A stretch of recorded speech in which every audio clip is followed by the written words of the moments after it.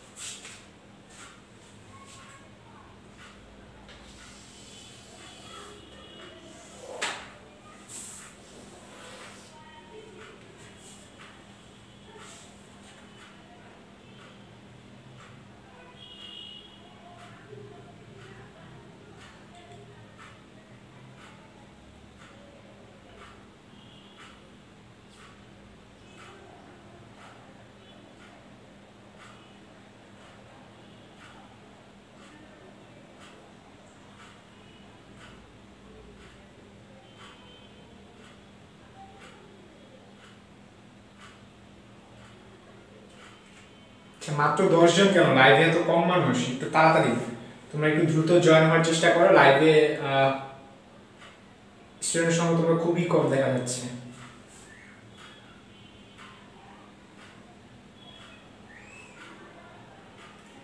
এত কম স্টুডেন্ট নিয়ে তো অ্যাকচুয়ালি শুরু করার মানসিকতা থাকে না, একটু দ্রুত। হ্যাঁ, তোমরা এত কম, তোমরা তো নর্মালি ফার্স্ট 10 মিনিটে প্রায় 30-40 জন থাকো, আজকে অনেক কম।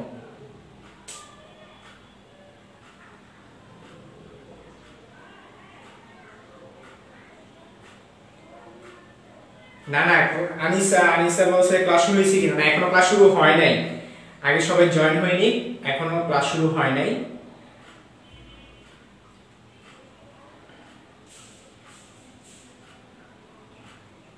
আমি একটু পরে শুরু করতেছি। হ্যাঁ, আমি স্টুডেন্ট অ্যাড হোক, কারণ পরে দেখা যাবে যে মাঝখান থেকে অনেকে জয়েন হয়েছে, তো মাঝখান থেকে জয়েন হইলে তো পরবর্তীতে ম্যাথের কোনো অংশেই বুঝবে না। আমি একটু পরে শুরু করবো, আরো কিছু স্টুডেন্ট অ্যাড হয়ে নিক।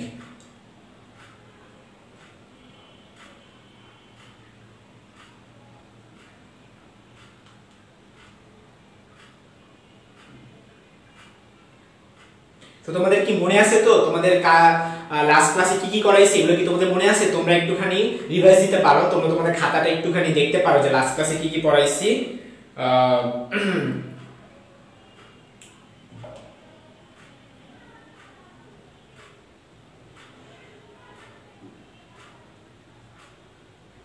আজকে তোমাদের জন্য কিছু সুন্দর সুন্দর ম্যাথ আছে, তবে ম্যাক্সিমাম টপিক কিন্তু আমি লাস্ট দুইটা ক্লাসে বুঝাই দিয়েছি। হ্যাঁ, আরো কিছু ছোট ছোট টপিক বাকি আছে, ওগুলো তোমাদেরকে আজকে বুঝাবো। যেমন আমাদের হচ্ছে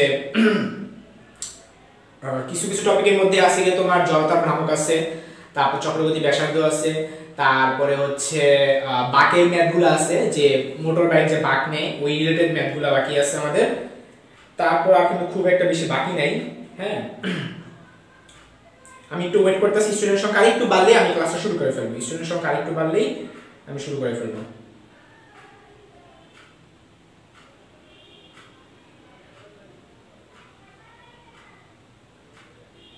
তারপর তোমাদের লিফটের ম্যাথ তো করাইছি, রাইট?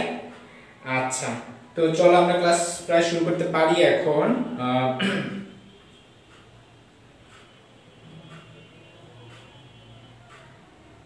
দেখি এখন আমাদের সাথে যুক্ত আছো, একটু নেটে মনে একটু প্রবলেম করতেছে।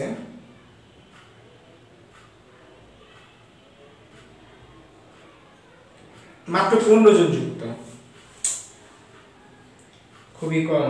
আচ্ছা যাই হোক, আমি ক্লাস শুরু করে ফেলি, আমি আর লেট করতে পারবো না, কারণ হচ্ছে আমাদের তো টাইম লিমিটেশন আছে, তাই না?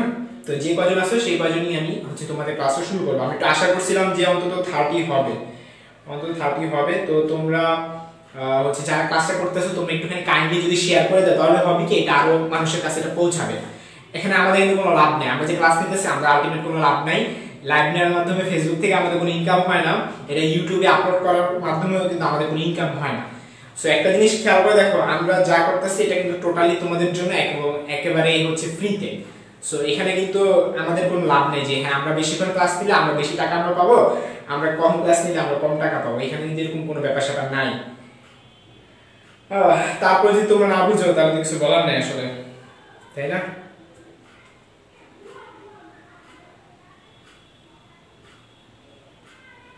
আমি ক্লাসটা শুরু করতে পারতেছি না, তোমরা খুব কম মানুষ দেখি, ইভেন এত কম হলে তো আমি আর ক্লাস নিব না, কারণ হচ্ছে আমাদের টাইমের তো একটা মূল্য আছে, তাই না? এত কম যদি তোমরা হও তাহলে আমি কি ক্লাস নেব?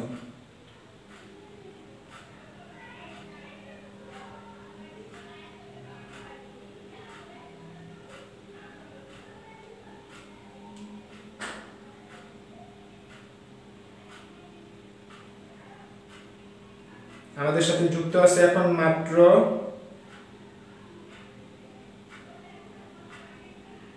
19 জন যুক্ত।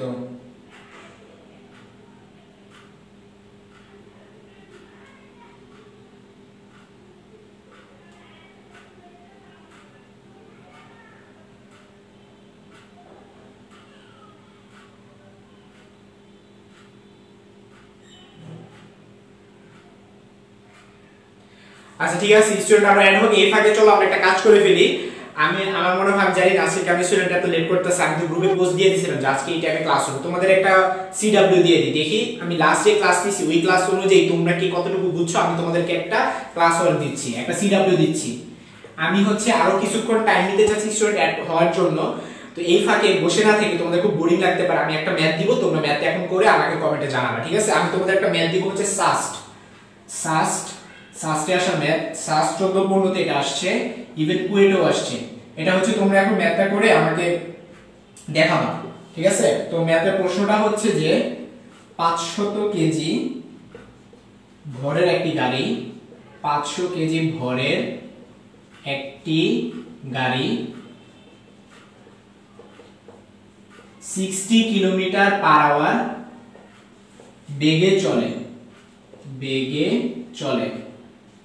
ব্রেক চেপে গাড়িটিকে 50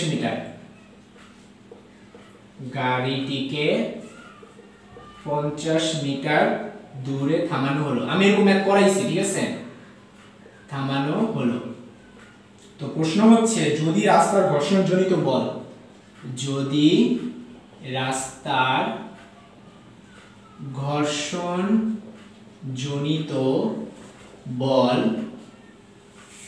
100 নিউটন হয়, তবে ব্রেকজনিত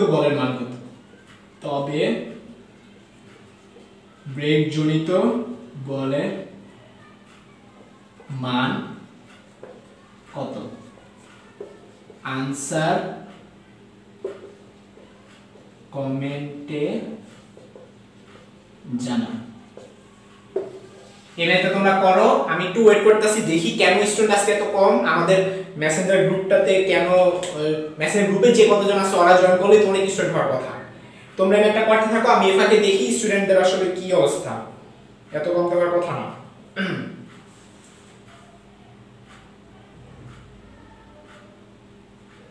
তোমরা এটা করতে থাকো, আমি একটু দেখি স্টুডেন্টদের আসলে কি অবস্থা এখানটাতে।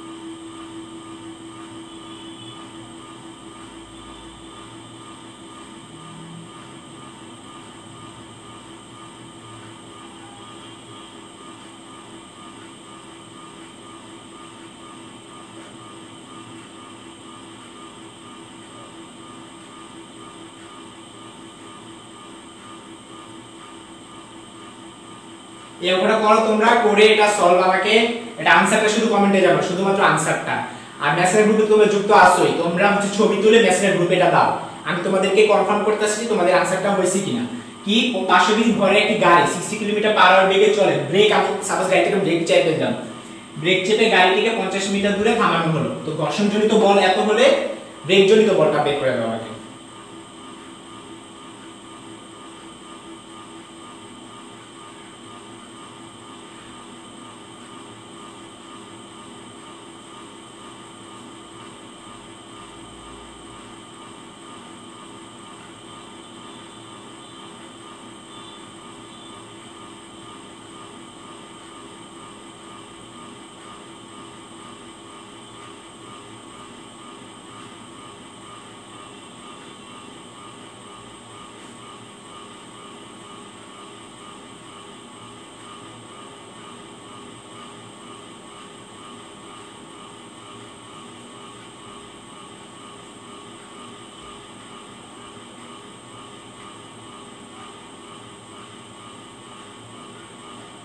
আচ্ছা আমি তোমাদের কমেন্ট দেখি কেউ আসলে করতে পারছো কিনা এখনো পর্যন্ত।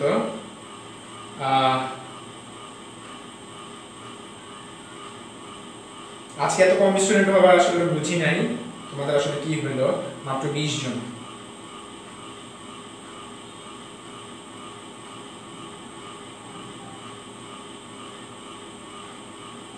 আচ্ছা আবরার মুগ্ধ বলছে आंसर হচ্ছে 1290। তাহিরা ইসলাম ক্রান্তি বলছে 1289। আচ্ছা দুইজন মাত্র आंसर দিছো, তোমরা বাকিরা একটু দ্রুত ম্যাথটা করে ফেলো। আমি আর 2টা মিনিট টাইম দেব তোমাদেরকে, তোমরা দ্রুত ম্যাথটা করে ফেলো, আর 2টা মিনিট টাইম দিব।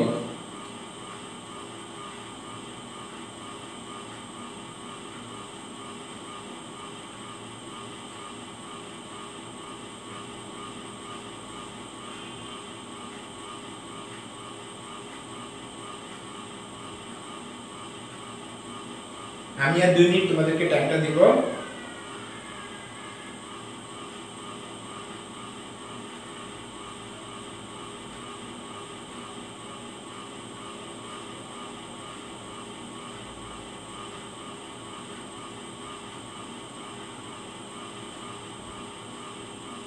ওকে আদেশ টাইম দিয়ে যাবেন, অলরেডি 49 বাজে। আমাদের সাথে এখন যুক্ত আছো 22 জন, লাভ হয় না, স্টুডেন্ট সংখ্যা বাড়বে না তোমরা।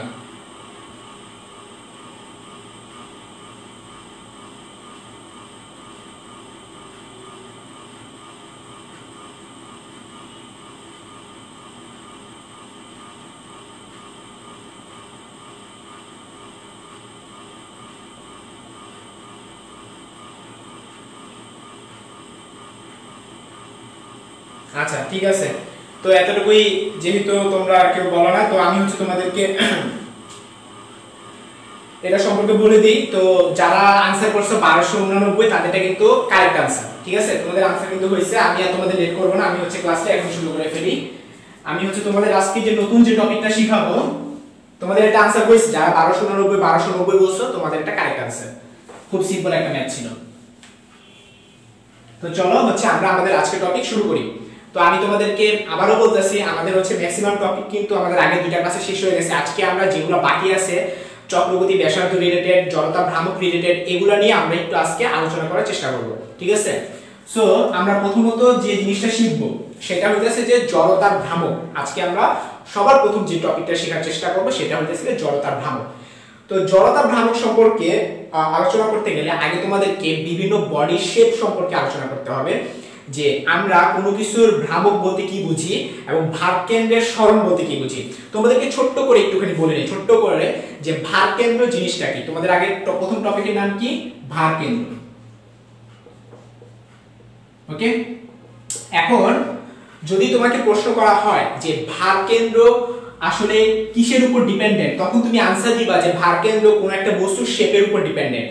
এখন আমি একটা আয়তাকার একটা বস্তু লিখলাম, এখন আমি বললাম যে এখানে হচ্ছে এ বি আর এটা হচ্ছে সি। তোমাকে আমি বললাম যে এ বি সমান সমান হচ্ছে 6 সেন্টিমিটার, তারপরে এসি সমান সমান হচ্ছে 4 সেন্টিমিটার। এখন যদি আমি কোশ্চেন করি যে উক্ত বস্তুটির ভারকেন্দ্র এটা আসলে কোথায় অবস্থিত, উক্ত বস্তুর ভারকেন্দ্রটা কোথায় অবস্থিত, তো তখন সেক্ষেত্রে আমরা কি করব, এ বি এর মিডল পয়েন্ট আমরা নিব। তো এ বি মান 6 সেমি, এটা মিডল করলে কত হয় 3 সেমি হয় এখানটাতে। আর এসি হচ্ছে 4 সেমি, এটা মিডল করলে কত হয় 2 সেমি হয়। তার মানে এটা যদি আমাদের 0 0 বিন্দু হয়ে থাকে, এ যদি আমাদের রেফারেন্স পয়েন্ট হয়ে থাকে, তাহলে আমরা বলবো যে এখান থেকে আমরা 4 সেমি যাব, এখান থেকে আমরা 3 সেমি যাব। অর্থাৎ এটাকে আমি ডি নাম দিলাম। তাহলে 4,3, অর্থাৎ এ বিন্দু থেকে আমরা এই বরাবর 4 একক যাব, আমি এই বরাবর 3 একক যাব। এইখানটাতে হচ্ছে আমরা পাবো সেটা তার ভাগকেন্দ্র। অথবা আমরা আরেকবার বলতে পারি, যদি কোশ্চেন করা হয় এই বইটার ভাগকেন্দ্র কত, এই যে এটার সাথে মিল আছে না, এই বরাবর 4 এই বরাবর 3, এটা ভাগকেন্দ্র তাহলে কোথায় পাবো? এটা ভাগকেন্দ্র আমি হচ্ছে 6 এবং 4, 6 এবং 4। হ্যাঁ, তো এই বরাবর 6 ছিল, আমি তো ভুল লিখে ফেললাম। এটা অর্ধেক করলে ছিল 3, তাহলে 6 এর অর্ধেক করলে 3, আমি তো ভুল লিখে ফেলছি। এখানে হবে 2, এই বরাবর 3 একক, এই বরাবর 2 একক যাবে। 3 এবং 2, তার মানে হচ্ছে আমার এটা যদি 6 হয়ে থাকে, আমি এখান থেকে 3 একক দূরে এবং হচ্ছে ওইখান থেকে 2 একক দূরে, আমি এমন জায়গায় আমার আঙ্গুলটা রাখবো যাতে আমি বইটা ঘুরাইলে যাতে না পড়ে যায়। আমি পারি না বইটা ঘুরাইতে, বাট অনেক স্টুডেন্ট দেখো, তোমাদের ফ্রেন্ড দেখো, অনেকে বই ঘুরাইতে পারে। আমি যদি বই ঘোরানোর চেষ্টা করি, সাথে সাথে বইটা পড়ে যাবে। তারপর আমি একটু চেষ্টা করি। হ্যাঁ, অবশ্যই একটু মোটামুটি মোটা একটা বই, আর পাতলা বই হলে ট্রাই করতাম। এই যে এখানটাতে এমন একটা জায়গায় আমরা আঙুল রাখবো যাতে ওটা এইভাবে ঘুরাইলে যাতে বইটা না পড়ে যায়, অর্থাৎ সেটা ভারসাম্য বজায় থাকে। তারপর এগুলো নিয়ে বেশি একটা আলোচনা দরকার নেই, তোমরা ক্লাস 9 10 পড়ো না, তোমরা এগুলো ভালোই মতো জানো যে ভারকেন্দ্র মানে কি। ভারকেন্দ্র হইতাছে that's point that will hold all the mass of that object. যে কোন একটা অবজেক্টের সব মাসটা বা সব ভর যে বিন্দুতে কেন্দ্রীভূত আছে বলে আমরা ধরে নিই, সেটাকেই ভারকেন্দ্র বলা হয়। এখন ভারকেন্দ্র নিউটনীয় বলবিদ্যায় খুব একটা ডিটেইলস নাই, কিন্তু তোমরা কাজ ক্ষমতা শক্তি টপিকে তোমরা কিন্তু ভারকেন্দ্রের সরণ টপিকটা পড়বা। যেহেতু ভারকেন্দ্রের সরণ এই টপিকটা কাজ ক্ষমতা শক্তির মধ্যে পড়ছে, তারপর আমি এটা আজকে তোমাদেরকে শিখাই দিব। আমি আবারও বলি, ভারকেন্দ্রের সরণ এইটা ওই যে মোটরের যে অঙ্কগুলো আছে না, ওগুলা কিন্তু কাজ ক্ষমতা শক্তি চ্যাপ্টারের। বাট এই টপিকটা যে জড়তার ভ্রামক, ভারকেন্দ্র, এগুলো কিন্তু পুরান সিলেবাসে কিন্তু নিউটনীয় বলবিদ্যার মধ্যে আন্ডারে ছিল। দ্যাটস আমি আজকে ওটা শিখাই দিব তোমাদেরকে। কি শিখাবো? ভারকেন্দ্রের সরণ টপিকটা এখন তোমাদেরকে ম্যাথের মাধ্যমে শিখাবো। তো চলো আমরা শুরু করি। তো তোমাদের ভারকেন্দ্রের সরণ যেটা আমি শিখাবো, সেটা হচ্ছে একটা एग्जांपल দিয়ে তোমাদেরকে শিখাবো। ধরা যাক, মানে আমি একটা অঙ্কটা করাবো, এটা কিন্তু কাজ ক্ষমতা শক্তি চ্যাপ্টারের। তারপর আজকে করাচ্ছি কেন? কারণ এটা নিউটনীয় বলবিদ্যার ভারকেন্দ্র টপিকের সাথে রিলেটেড, দ্যাটস ওয়াই। হ্যাঁ, তোমাদের নতুন বই কিন্তু ভারকেন্দ্র নিয়ে বিস্তারিত কিছু নাই, বাট পুরান বই আমি পড়ছিলাম গিয়াসউদ্দিনের বই। গিয়াসউদ্দিনের বইয়ে তুমি দেখবা নিউটনীয় বলবিদ্যার বলতে অ্যাকচুয়ালি কোনো চ্যাপ্টার নাই, মানে ভাগ ভাগ করা আর কি। নিউটনীয় বলবিদ্যা কয়েকটা চ্যাপ্টারে ভাগ করা ছিল পুরান বই। ওকে, তো চলো আমরা শুরু করি। ভারকেন্দ্রের সরণ রিলেটেড ম্যাথ। তাহলে টপিকটা কি? টপিক হচ্ছে ভারকেন্দ্রের সরণ রিলেটেড ম্যাথ। ওকে, তো শুরু করতেছি। তো প্রশ্নটা হচ্ছে যে প্রবলেম 1,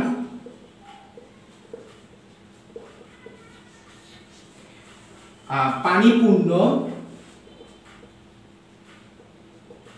একটি কুয়া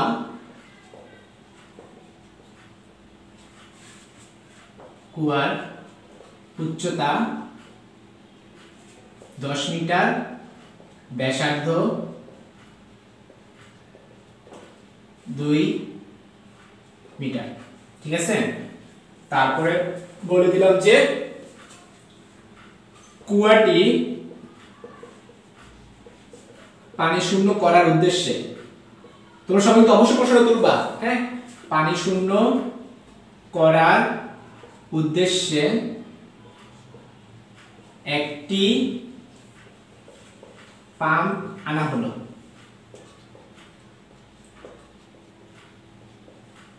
পাম্পটি অর্ধেক পানি খালি করে নষ্ট হয়ে গেল। আচ্ছা, তো এটা হলো প্রথম কথা যে পাম্পটা নষ্ট হয়ে গেছে। পরবর্তীতে আরেকটি পাম্প আনা হলে সেটিও বাকি অর্ধেক খালি করে সেটিও অবশিষ্ট অংশের অর্ধেক খালি করে নষ্ট হলো বাকি পানিটুকু তৃতীয় পাম্প দ্বারা খালি করা গেলে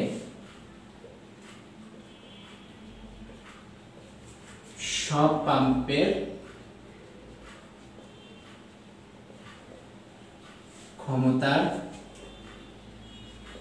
সমষ্টি কত? বিশাল বড় একটা প্রশ্ন মনে হচ্ছে। এটা অ্যাকচুয়ালি তিনটা প্রশ্নের সমষ্টি। আমি আবারও বলি, এটা একটা প্রশ্ন না, এটা একটা প্রশ্নের মধ্যে আসলে তিনটা প্রশ্ন আছে। কিভাবে আছে আমি তোমাদেরকে ব্যাখ্যা করে দিব। তো আগে একটু মনোযোগ দাও, পুরো জিনিসটার প্রতি একটু মনোযোগ দাও। অনেক বড় একটা প্রশ্ন, প্লিজ দেখে ভরকায় যাও না, খুব সিম্পল একটা ম্যাথ। জাস্ট তোমাদেরকে ভারকেন্দ্রের সরণ টপিকটা বুঝলে ম্যাথ শেষ। আমি আবারও বলি, তোমরা যদি ভারকেন্দ্রের সরণ টপিকটা বুঝা ফেলো, ম্যাথ শেষ। রেডি? তো প্রথমে কি বললাম, পানিপূর্ণ একটি কুয়া। তো আমরা চলে আগে একটা কুয়া আঁকি। হ্যাঁ, এই যে একটা কুয়া আমরা আঁকবো। তো পানিপূর্ণ মানে কি? এটা অলরেডি পানি আছে। তো পানি যে আছে, এই পুরাটা হচ্ছে পানি দ্বারা পূর্ণ আছে, এবং এইটা হচ্ছে 10 মিটার। হ্যাঁ, পানিপূর্ণ একটি কুয়ার উচ্চতা হলো 10 মিটার এবং ব্যাসার্ধ হলো 2 মিটার। তার মানে এইখান থেকে এতটুকু হইতেছে 2 মিটার। তো তারপরে কি বললো, কুয়াটি পানি শূন্য করার উদ্দেশ্যে, মানে আমার ফার্স্ট উদ্দেশ্যটা হচ্ছে আমি পুরোটা পানি শূন্য করব, কিন্তু আমি করতে পারি নাই। পানি শূন্য করার উদ্দেশ্যে একটি পাম্প আনা হলো। ওকে, পাম্পটি অর্ধেক পানি খালি করে, এই যে খেয়াল করো, অর্ধেক পানি খালি করে নষ্ট হয়ে গেল। তার মানে পাম্পটা, এই যে খেয়াল করে দেখো, এই যে ও শুরু করছিল এইখান থেকে, হ্যাঁ, আর এটা মনে করো অর্ধেক, এই এতটুকু, অর্থাৎ সে 5 মিটার খালি করতে পারছে। ঠিক আছে, সে এখানটা আমি যদি লিখি, এতটুকু হলো 5 মিটার, সে 5 মিটার খালি করতে পারছে। এটা কি প্রথম পাম্প? তাহলে আমি লিখি প্রথম পাম্প। তাহলে প্রথম পাম্প খালি করছে কতটুকু? একেবারে এইখান থেকে এতটুকু খালি করছে প্রথম পাম্প। এরপর দ্বিতীয় পাম্পে কি হলো, পরবর্তীতে আরেকটি পাম্প আনা হলে সেটিও অবশিষ্ট অংশের কতটুকু? এখন তো এখানে কোনো পানি নাই, এতটুকু পানি তো সরাই ফেলছে, তো এতটুকু পানি যে সরাই ফেলে, এখন পানি আছে এখান থেকে এতটুকু পর্যন্ত। তো এই অংশের অর্ধেক, অবশিষ্ট অংশের অর্ধেক পানি কি? এই এতটুকু না? তাহলে এখান থেকে এতটুকু আরো 2.5 মিটার। হ্যাঁ, তাহলে এটা এতটুকু খালি করছে দ্বিতীয় পাম্প। একটু মনোযোগ দিয়ে দেখো, পরবর্তীতে আরেকটি পাম্প আনা হলে সেটি অবশিষ্ট অংশের অর্ধেক খালি করে নষ্ট হয়ে গেল। তারপরে বললো বাকি পানিটুকু তৃতীয় পাম্প দ্বারা।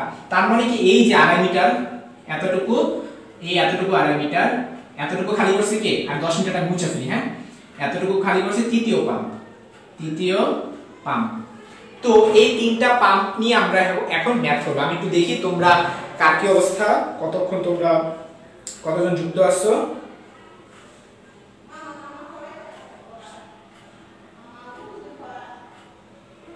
আচ্ছা, আটকে গেছি কিনা? আচ্ছা, আবরার মুগ্ধ প্রশ্ন করছে, এটা কি কোথাও আসছে কিনা? আবরার মুগ্ধ অ্যাকচুয়ালি এটা বানানো একটা ম্যাথ, এটা এরকম টাইপের ম্যাথ আসছে, এটা আছে, আমি ভ্যালুগুলো আমি দিয়ে দিছি। হ্যাঁ, এটা এরকম টাইপের ম্যাথ হচ্ছে ইঞ্জিনিয়ারিং এ আসছে। এখন কোথায় আসছে আমি এত কিছু দেখি নাই, আমি হচ্ছে আমার মতো করে লিখছি, আর ভ্যালুগুলো আমার মতো করে লিখছি। বাট এরকম প্রশ্ন এইচএসসি তো আসছে, বিভিন্ন কলেজে আসছে। আমি তো আমার বিভিন্ন স্টুডেন্টদের ব্যাচগুলো যখন পড়া দেখি, প্রত্যেকটা কলেজে শামসুল হক খান যারা আসো, ডিএমআরসি যারা আসো, শামসুল হক খানের স্যারদের একটা প্রিয় একটা টপিক। তোমরা শামসুল হক খান কারা আছে একটু কমেন্টে জানাও তো। শামসুল হক খান কলেজের মেয়েরা কারা আছে একটু কমেন্টে জানাও তো। শামসুল হক খানের হচ্ছে এটা স্যারদের একটা প্রিয় একটা টপিক। আমি এই পর্যন্ত 2018 সাল, 2019 সাল, 2020 সাল প্রত্যেকটা টেস্ট, মানে প্রায় ম্যাক্সিমাম পরীক্ষায় দেখি যে স্যাররা এরকম টাইপের ম্যাথ দিয়ে দেয়। অন্যান্য কলেজেও দেখছি মোটামুটি দিয়ে দেয় আর কি, আর অ্যাডমিশনেও আসে। আচ্ছা, তো আমরা চলো শুরু করি। সবার প্রথমে আমরা অ্যানালাইসিস করব প্রথম পাম্প নিয়ে। তো প্রথম পাম্প নিয়ে আমরা যখন ক্ষমতা বের করতে যাব, তো ফার্স্টে আমরা যে কাজটা করব সেটা হলো আমরা দেখব প্রথম পাম্প শুরু করছে কোথা থেকে, শেষ করছে কোথায়, আর ভারকেন্দ্রের সরণ কত। তো তোমরা অনেকে বলো যে ভাই এটা তো সোজা ম্যাথ, P = mgh / t, ঠিক আছে, এটা দিয়ে তো আমরা ম্যাথ করে ফেলতে পারবো। আচ্ছা, চলো আমরা একটু দেখি কাহিনীটা আসলে কি। কাহিনীটা হলো এই যে m, আমি কতটুকু পানি সরাইছি সেটাকে আমি জানি, কতটুকু পানি সরাইছি জানি না, অর্থাৎ আমাদের m এর মানটা আননোন। কিন্তু m = rho v এই সূত্রটা তো আমরা পারি, ঠিক কি না? m = rho v, তাহলে আমরা কি লিখব? m = rho * v লিখব। ওকে, তারপর g লিখব, তারপর h লিখব। এখানে একটু কথা আছে, এই h টা কিন্তু ভার কেন্দ্রের সরণ। আমি এই ম্যাথটা করাইতাছি কিন্তু ভার কেন্দ্রের সরণ টপিকটা ভালোমতো বোঝানোর জন্য। আমি একদিকে দুই পাখি মারতাছি, কাজ ক্ষমতা শক্তি পড়ানোর সময় কিন্তু এই টপিকটা আমি স্কিপ করব, কারণ এই টপিকটা আমি এখন ভালোমতো বুঝাবো যাতে তোমাদের কাজ ক্ষমতা শক্তির এটা হয়ে যায়। মানে ধইরা নাও আমি আজকে ভার কেন্দ্রের সরণ বুঝাচ্ছি, আবার কাজ ক্ষমতা শক্তির পাম্প রিলেটেড ম্যাথগুলো করে দিতেছি। তাহলে এখানে এটা কি হবে? ভার কেন্দ্রের সরণ, ভার কেন্দ্রের সরণ। আচ্ছা, ডিভাইডেড বাই কি হবে? টি হবে। এখন এই ভিটা আসলে কি? এই ভিটা হচ্ছে যে পানি, তুমি কতটুকু পানি সরাইছো খেয়াল করে দেখো। পানি যে তুমি সরাইছো ওর আয়তনটা নিয়ে যদি তুমি আলোচনা করতে যাও তখন তোমাকে দেখতে হবে এই ভিটা আসলে কতটুকু ভি, সেটা তোমাকে দেখতে হবে। হ্যাঁ, তো তোমার এম নিয়া যে কাহিনীটা, এমটা কি টোটাল পানি তো তুমি সরাইতে পারো না, একটু বোঝার চেষ্টা করো। এম মানে কি? পানি ভর, পুরো পানির ভর না, যতটুকু পানি পাম্প সরাইছে ততটুকু পানির ভর। তো পাম্প সরাইছে হচ্ছে এইখান থেকে এতটুকু পানি। তাহলে আমরা যে এই সূত্রটা ভি ইউজ করব, ভি এর সূত্র কি? এটা একটা সিলিন্ডার না, কুয়া সমূহকে সিলিন্ডার ধরা হয়। তো তোমরা সিলিন্ডার সূত্র সবাই পারো, পাই আর স্কয়ার এল। কি সিলিন্ডার সূত্র কি? পাই আর স্কয়ার এল। এখানে আর মানে ব্যাসার্ধ, এল মানে উচ্চতা। এখন ও তো পুরো পানি তো সরাইতে পারে না, ও পানি সরাইছে শুধুমাত্র এতটুকু অংশে। তাইলে এতটুকু অংশের আয়তনটা আমাদের লিখতে হবে, ঠিক কি না? আচ্ছা, তাইলে আমরা এইভাবে লিখব রো ইনটু এই যে ভি এর জায়গায় কি লিখব? পাই আর স্কয়ার এল, আর পাশে ইনটু কি হবে? জি into H divided by T. এখন এল নিয়ে একটা নতুন একটা টার্ম এসে পড়লো।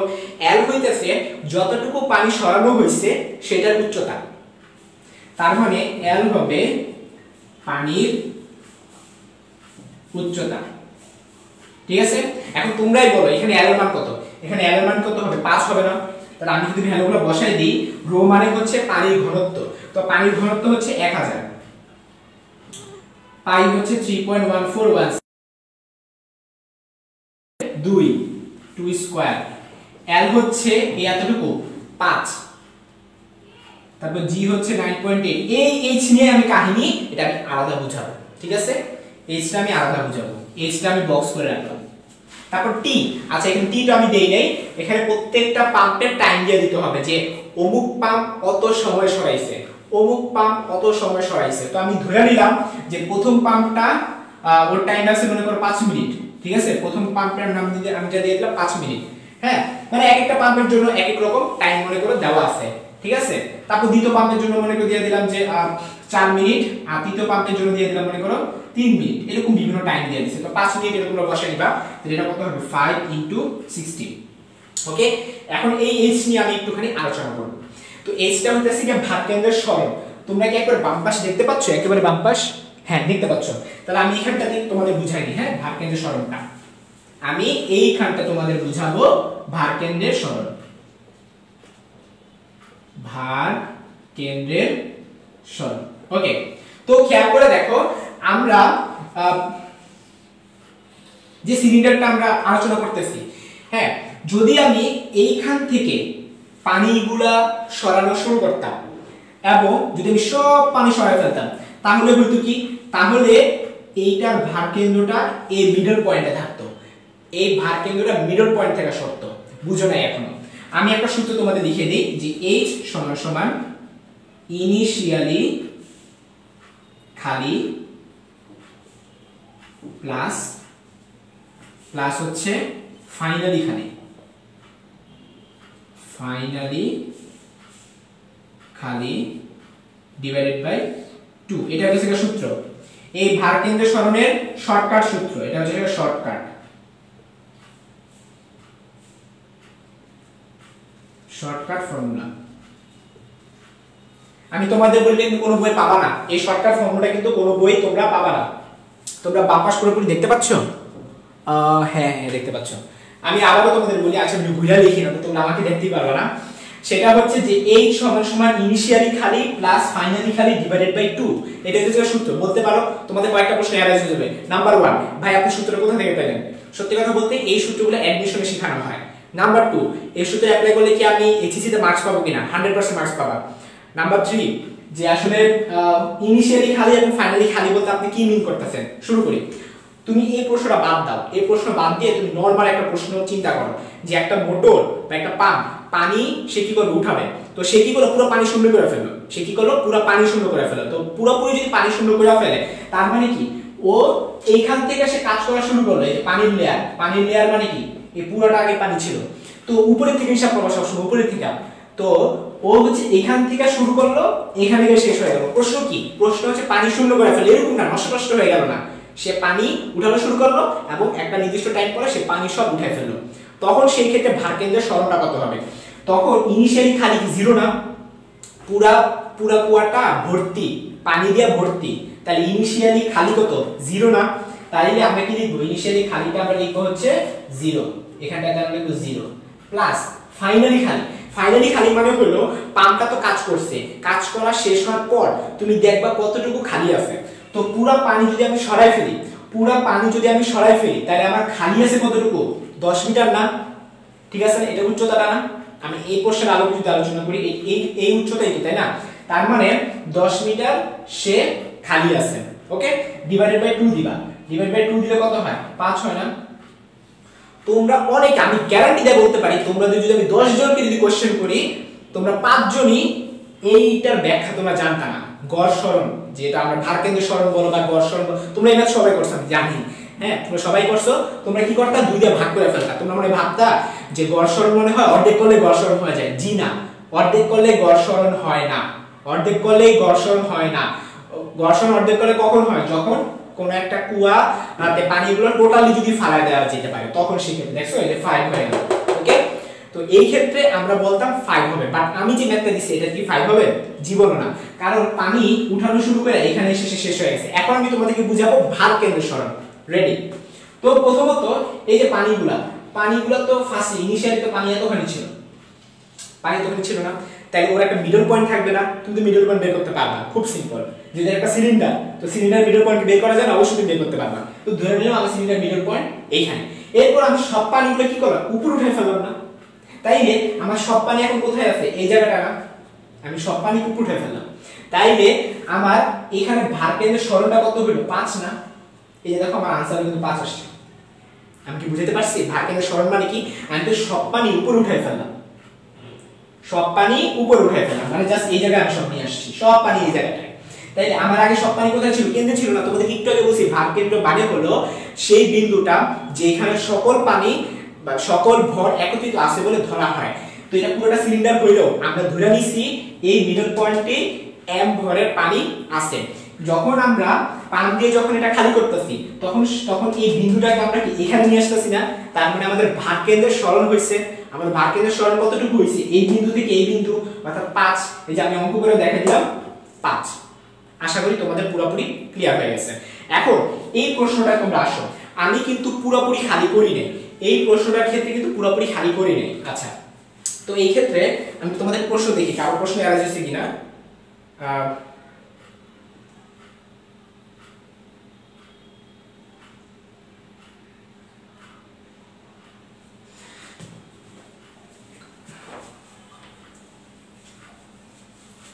তো আমি এই পাশটা তোমাদের বুঝিয়ে দিই। এখন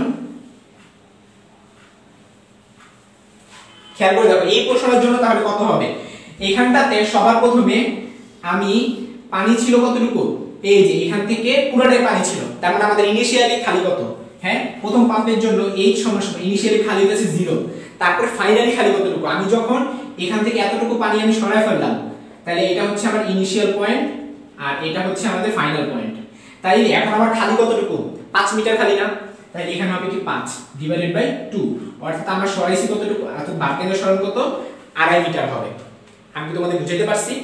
ভারকেন্দ্রের সরণ হবে 2.5 মিটার। অর্থাৎ আমি কিন্তু সব পানি সরাই নাই। 2.5 মিটার মানে এটা মিনিংটা কি? যদি আমি 5 মিটার হইতো, ভারকেন্দ্রের সরণ যদি 5 মিটার হইতো, তার মানে সেটার মিনিং হইতো আমি কিন্তু সব পানিটা আমি সরাই ফেলতে পারছি।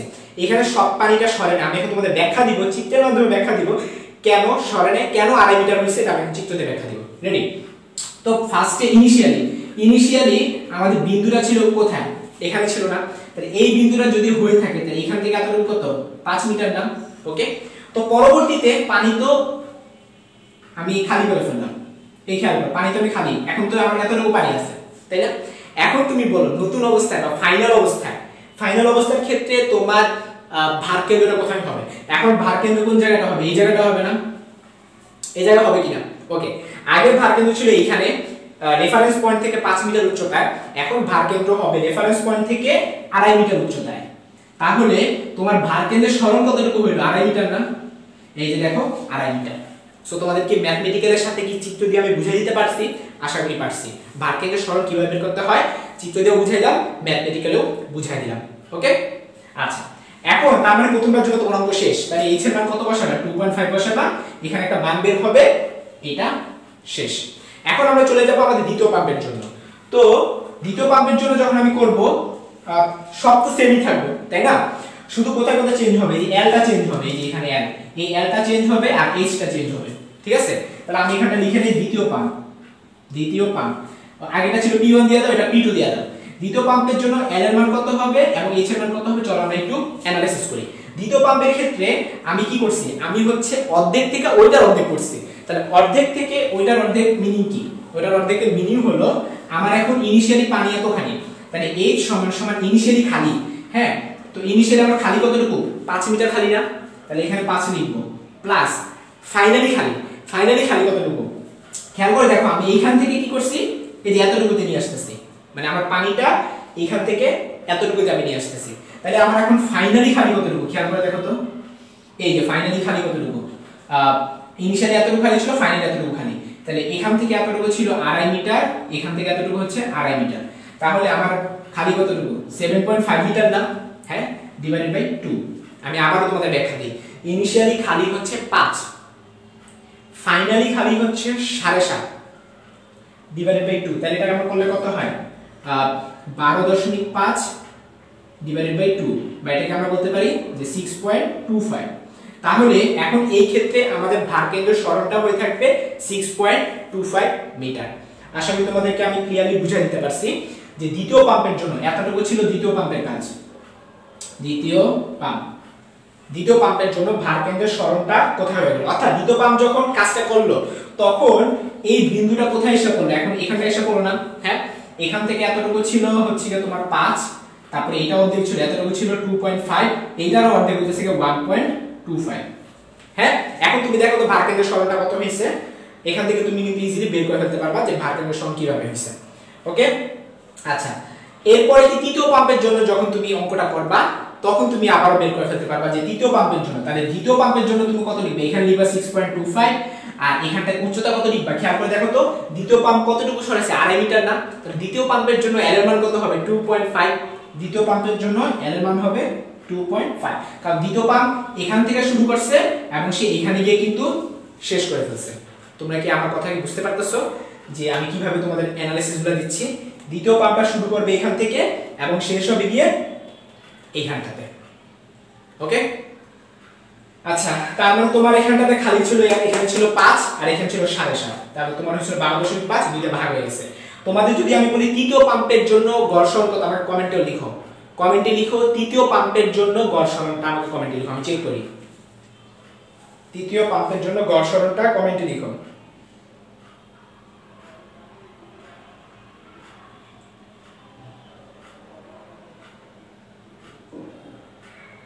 তৃতীয় পাম্পের জন্য আমাকে গড় সরণটা কমেন্টে লিখে দাও।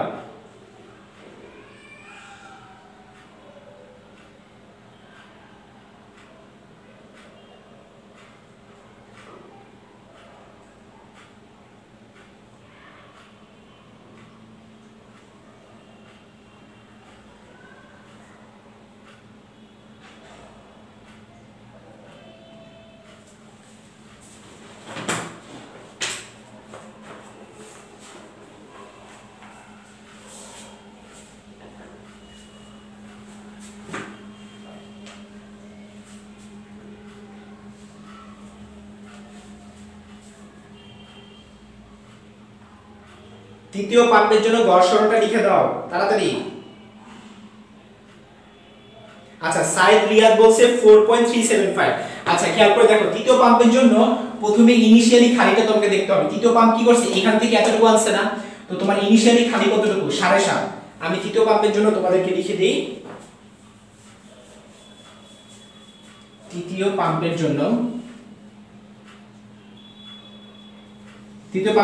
H সমান সমান কি হবে ইনিশিয়ালি খালি।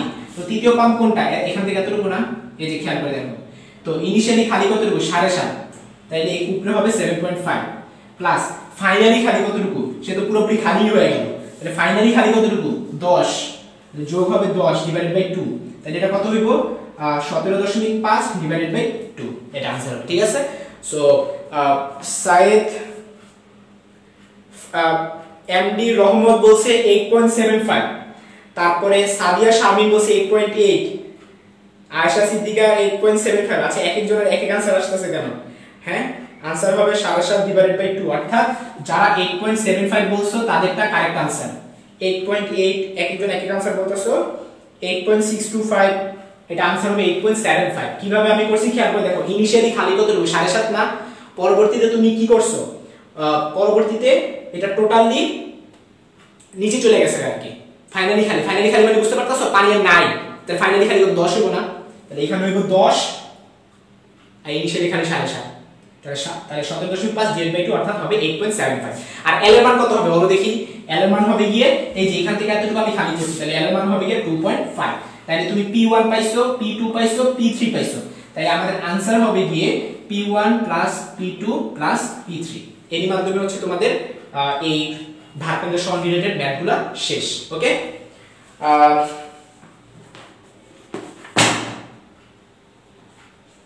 আশা করি তোমাদের এখানে আর প্রবলেম থাকার কথা না।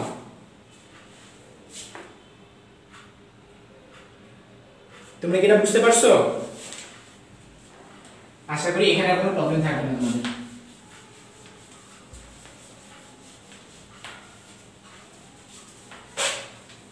তো আমরা দ্বিতীয় টপিকে চলে যাব। আমাদের দ্বিতীয় টপিকটা হচ্ছে জড়তার ভ্রামক। টপিক 2 জড়তার ভ্রামক। তো আমি প্রথমে সহজে আমি আমার মতো করে আগে তোমাদেরকে জড়তার ভ্রামকটা বুঝাই, যে জড়তার ভ্রামক কি I = mr², এটা হচ্ছে সূত্র। তো জড়তার ভ্রামকের সংজ্ঞাটা হচ্ছে এরকম, ধরা যাক কোন একটা বিন্দু থেকে আমাদের একটা অক্ষ থাকা লাগে। হ্যাঁ, ওই অক্ষের ধরা যাক যে এখানে অনেকগুলো বিন্দু আছে, আমরা জানি কোন একটা বস্তু অনেক, প্রথম বিন্দুটা হচ্ছে m1, দ্বিতীয় বিন্দুটা হচ্ছে m2, তৃতীয় বিন্দুটা হচ্ছে m3। হ্যাঁ, এরকম অনেকগুলো বিন্দু আছে। আমরা ধরা যাক কোন একটা অক্ষের সাপেক্ষে আমরা হিসাবগুলো করব, কোন একটা অক্ষের সাপেক্ষে আমরা হিসাবগুলো করব।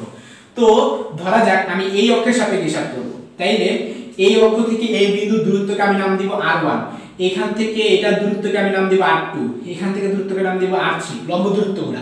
তাহলে আমি এইভাবে বলতে পারি না I = m1 r1² plus m2 r2² plus m3 r3² plus mn rn²।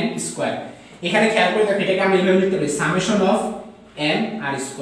এখানে n = 1 থেকে শুরু করে n পর্যন্ত, এটাকে আমরা সাম করলে আমরা কি পাবো, জড়তার ভ্রামক পাবো।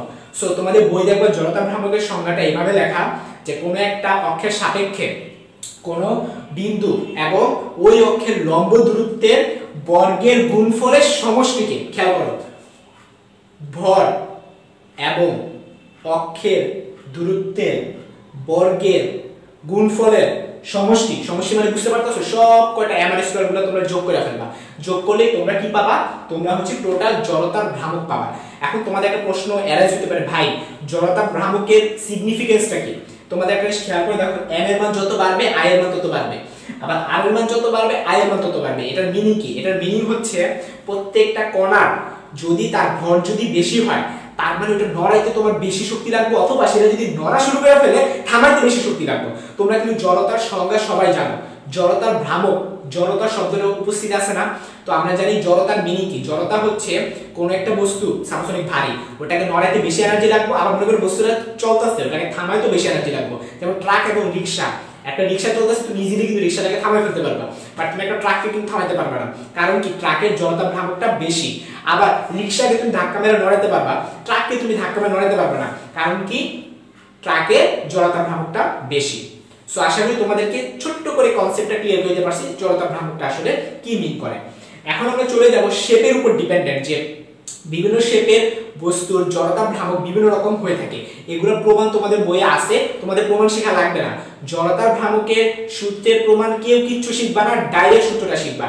একটা শেপ এবং ওইটার জন্য কি সূত্র এভাবে শিখবা। আমি তোমাদেরকে ছোট্ট করে যেগুলো প্রয়োজন আমি সেগুলো তোমাদেরকে লিখে দিচ্ছি, যদিও তোমরা জানো এটা সব বই তোমাদের আছে, আমি ছোট্ট করে তোমাদের লিখে দিচ্ছি, ঠিক আছে। জড়তা ভ্রামকের জন্য কোনগুলা প্রয়োজন আমি সেগুলো তোমাদের 4 টাকায় লিখে দিচ্ছি, যেগুলো তোমাদের বইয়ে অনেকগুলো আছে 10-12টা, আমি অল্প একটা লিখে দেব, যেগুলো আমাদের অঙ্কে লাগবে শুধুমাত্র সেগুলো আমি লিখে দেব। ওকে, আচ্ছা ধরা যাক তোমাকে বলা হলো তোমাদেরকে ছোট্ট কিছু অঙ্ক করাবো, সমস্যা নাই।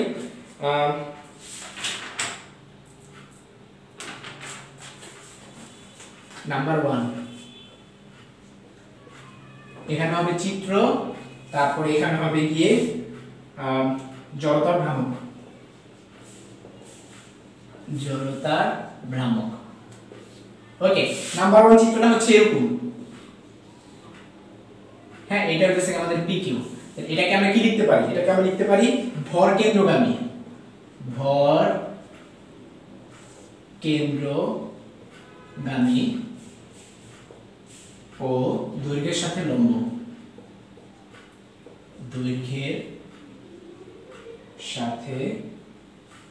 লম্ব, এটা জড়তা ভ্রামক হচ্ছে 1/12 ml²। তো এখান থেকে এতটুকু এটা হবে কি l/2, এখান থেকে এতটুকু এটা হবে l/2, ঠিক আছে। এটা গেল প্রথমটা। এরপরে 2 নাম্বার, সরু ও সুষম দণ্ড। এইটা হচ্ছে যদি আমাদের অক্ষ হয়ে থাকে, এখান থেকে এতটুকু পুরোটা হবে l, সরু ও সুষম দণ্ড, এটা হবে 1/3 ml²। এরপরে হচ্ছে তোমাদের লাগবে হচ্ছে পাতলা বৃত্তাকার চাকতি। এই ধরা যাক আমি একটা চাকতি আঁকলাম, হ্যাঁ এই চাকতিটার এটা কিন্তু পুরোপুরি বৃত্ত না, হ্যাঁ দেখতে বৃত্তাকার মতো আর কি। PQ তল বরাবর এখানে টোটাল 3টা থাকবে, একটা হচ্ছে কেন্দ্রগামী, তো আমি কেন্দ্র বরাবর আমার অক্ষ হইতে পারে, আবার আমার অক্ষ কি হইতে পারে, আমার এই বরাবরও হইতে পারে। আমি তোমাদের সহজভাবে আগে বুঝাই। ধরা যাক আমি এইটাকে কিভাবে ঘুরাইতে পারি, দেখো তোমরা বলতে পারো ভাই প্র্যাকটিক্যালি বুঝান। এই জিনিসটাকে দেখো, আমি যদি কেন্দ্রে যদি আমি আঙ্গুল দিই, আমি কেন্দ্রে আঙ্গুল দিলে কিভাবে ঘুরাইতে পারি, দেখো এইভাবে ঘুরবে না। ওকে, এখন কি বলতো আপনি কি লেখা কেন্দ্রে আঙ্গুল দিয়ে ঘুরাইতেছেন, আপনি তো এখানে রেখে তো এইভাবে ঘুরাইতে পারেন। খেয়াল করতে পারতেছো দুইটা যে দুই রকম উঠতেছে। আমি আবারও ব্যাখ্যা দিচ্ছি, এই জিনিসটা একটু বোঝাই। এটা তো আসলে সিলিন্ডার, এটা দিয়ে বোঝানো উচিত না, আমি মোবাইল দিয়ে বোঝালে সবচেয়ে ভালো হয়। এই ধরা যাক এই হচ্ছে আমার মোবাইলটা, হ্যাঁ এই যে আমার মোবাইল হচ্ছে এটা। ওকে, এখন তোমাকে আমি বললাম যে তুমি এটা জড়তা ভ্রামক বের করে দিবা, কিন্তু আমার অক্ষ কোনটা, মাঝখানে অক্ষটা মানে বুঝতেছো, এইভাবে আমি হাত ধরবো, এই যে এইভাবে আমি ধরবো, ধইরা এই বরাবর আমি ঘুরাবো। এখন এটা তো আমি ঘুরাইতে পারতাছি না, এই যে জাস্ট দেখাচ্ছি আর কি। হ্যাঁ যদি একটা মেশিন লাগাই যদি ঘুরাইতে পারতাম সবচেয়ে ভালো মতো বুঝাইতে পারতাম যে এটা এই বরাবর যদি ঘুরে মাঝখানে হাত দিবে, এই যে PQ অক্ষ বরাবর কি লিখছি, ভর কেন্দ্রগামী ও দৈর্ঘ্যের সাথে লম্ব। এই মোবাইলের দৈর্ঘ্য কোন দিকে, এইদিকে না, আর দৈর্ঘ্যের সাথে লম্ব মানে কি এই বরাবর না। তাহলে আমি কি বলতে পারি, এটাকে এইভাবে রাখবো, রাখে আমি এই যে এভাবে আঙ্গুল ধরবো, আঙ্গুল ধরে যদি আমি এইভাবে ঘুরাই, আঙ্গুল যদি আমি এইভাবে ঘুরাই, তখন সূত্র হবে 1/12 ml²। এরপর এখানে চিত্রটা দেখো, এটা আমি এই পাশে রাখছি, তার মানে কি মোবাইলের এই পাশটা আমি ধরবো। খেয়াল করো, এই যে মোবাইলের এই পাশটা আমি ধরবো, এই পাশে রেখে একটু ঘুরানো যায়, এই যে এভাবে ঘুরানো যায় না, এই পাশে হাত রাখবা। আমি ঘুরাতে পারতেছি না পারফেক্টলি, বলে একটা মোবাইল যদি পড়ে যায় আর কি। হ্যাঁ এইখানটায় আঙ্গুল রেখা এই যে ঘুরাতে থাকবা, শুধু এখানে আঙ্গুল থাকবে আর কি, আর কোনো জায়গায় আঙ্গুল দিতে পারবে না। হ্যাঁ এই যে এইভাবে ঘুরবে, বুঝতে পারতেছো? তারপরে ব্যাপারটা আসলে কিছুই না, মাঝখানে বরাবর ঘুরলে এই সূত্র, আর যদি এক পাশে বরাবর ঘুরে তাইলে এই সূত্র। আমি আশা করি তোমাদেরকে ক্লিয়ার করতে পারছি।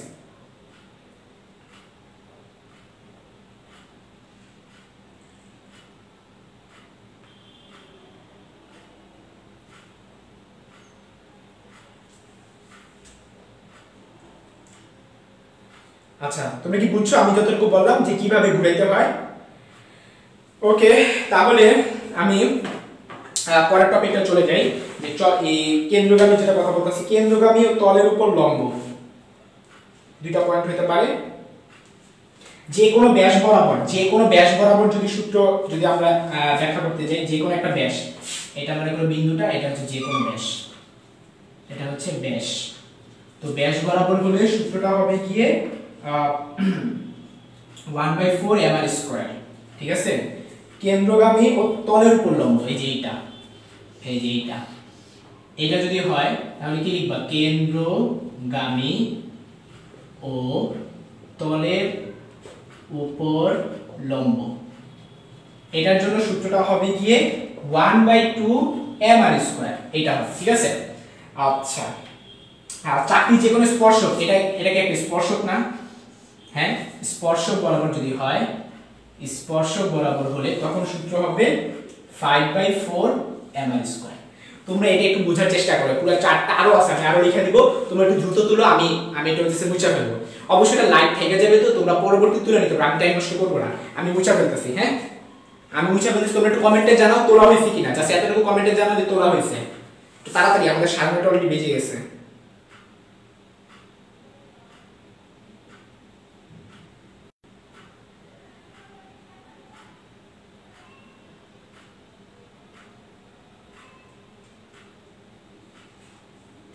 আচ্ছা, ফারহানা সুমনা বলছে তোলা হয়ে গেছে।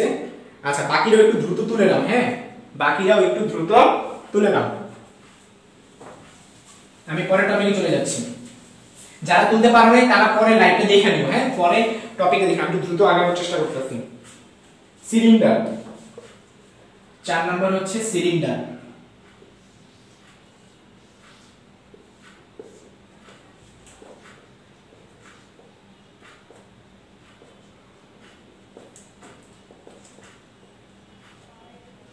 সিলিন্ডারের ভর কেন্দ্রগামী ও দৈর্ঘ্যের সমান্তরাল, এই যে এই বরাবর, আমি যদি নাম দিয়ে দিই এটা পি, এটা কিউ। হ্যাঁ, ও দৈর্ঘ্যের সমান্তরাল, এটা মানে বুঝতেছি যে আমার কলমটা আর কি, যে এটা কথা চিন্তা করে দেখো, এই জিনিসটাকে আমি তো অনেকভাবে ঘুরাইতে পারি, একটুখানি খেয়াল করে দেখো। এই জিনিসটা আমি মনে করি যে আমার এই পেনটা এখান থেকে একটা ফুটা করলাম, এই যে একটা ফুটা করলাম, ফুটা করে এদিকে বের করলাম, তো ফুটা করে আমি মনে করি তার নিলাম, তো তার নিয়া এই যে আমি যদি এই বরাবর ঘুরাইতে থাকি, এই যে এইভাবে যদি ঘুরাইতে থাকি, জাস্ট এরকম আর কি, জাস্ট হচ্ছে এরকম যদি আমি ঘুরাইতে থাকি, কিভাবে বিতে ফুটা করে এই যে এইভাবে ঘুরাবো আর কি। আমি কি বুঝাইতে পারতেছি? তোমাদেরকে প্র্যাকটিক্যালি হাতে মনে দেখাতে পারে, খুব জোশ হতো। এখানটা ফুটা করবো, এখান থেকে বের করবো, একটা সুতা নিব, নিয়ে যদি এইভাবে ঘুরাই তাহলে দেখো তো এইটা হবে না, এই যে এরকম। আবার আরেকভাবে তো করতে পারি যে আমি এই বরাবর ঘুরাবো, এই যে এইভাবে, এই যে খেয়াল করো, এই বরাবর আমি ঘুরাইতে যেতেছি। তার মানে কি করবো, আমি আঙুলটা দেখাই যে আমি ঘুরাবো, এমনি ঘুরাই, তখন এই বরাবর সূত্রটা হবে। আর যদি ফুটা কইরা এইভাবে ঘুরাই তখন এইটা সূত্র হবে। আশা করি তোমাদেরকে আমি প্র্যাকটিক্যালি বোঝানোর চেষ্টা করব, তোমরা আশা করি বুঝতে পারছো আর কি। তো দৈর্ঘ্য যদি সমান্তরাল হয়ে থাকে তখন সূত্রটা হবে 1/2 mr²। এটা কোনটা, যদি আমি এই বরাবর যদি ঘুরাই। হ্যাঁ, আচ্ছা, আর যদি লম্ব বরাবর যদি ঘুরাই, এই বরাবর যদি আমি ঘুরাই থাকি তখন, আর লম্ব বরাবর ঘুরালে, লম্ব বরাবর যদি ঘুরাই তখন সূত্র হবে m * l²/12 + r²/4। এরপর 5 নাম্বার টপিক। 5 নাম্বারটা হচ্ছে নিরেট গোলক, একটা নিরেট গোলক।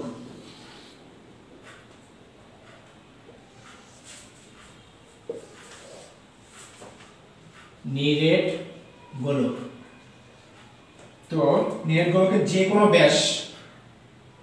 ব্যাস হইতেছে কি তোমার kl, যে কোনো ব্যাস, এই বরাবর ধর আমি লিখলাম k নাম দিলাম, l নাম দিলাম, যে কোনো ব্যাস বরাবর, যে কোনো ব্যাস বরাবর যদি বইলা দেয় তখন সূত্রটা হবে 2/5 mr²। ঠিক আছে, আচ্ছা। আর যদি বইলা দেয় যে স্পর্শক বরাবর, এই যে এটা স্পর্শক বরাবর হচ্ছে ধরা যাক mn। হ্যাঁ, স্পর্শক বরাবর, তখন সূত্রটা হবে যে আমাদের 7/5 mr²। তো তোমরা এগুলো তুলে নাও, এগুলোর পাশাপাশি আর কি লাগবে আমি অঙ্কের মাধ্যমে তোমাদেরকে বুঝিয়ে দিব, তোমরা একটু দ্রুত এগুলো তুলে নাও। হ্যাঁ,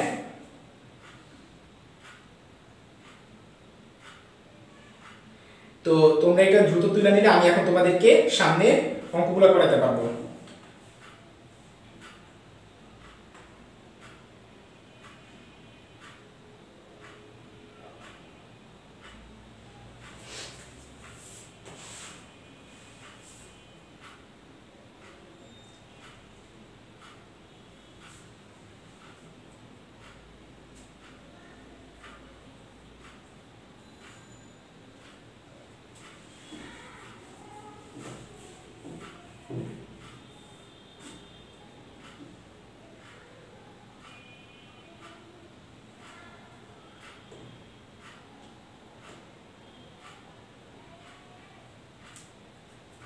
কি তোমাদেরকে তোলা শেষ? আমি তাহলে সামনে আগে তোমাদের জন্য দারুণ কিছু ম্যাথ, এখনো তো কোনো দারুণের ছবি করিনি, এখন তোমাদের জন্য দারুণ ম্যাথগুলো রয়েছে। রেডি?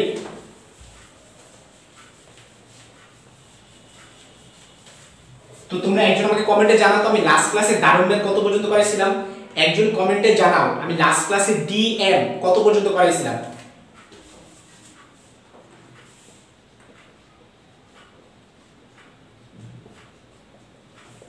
এই ভাইরা একটু কমেন্টে জানাও লাস্ট ক্লাসে আমি ডিএম কত পর্যন্ত করাইছি।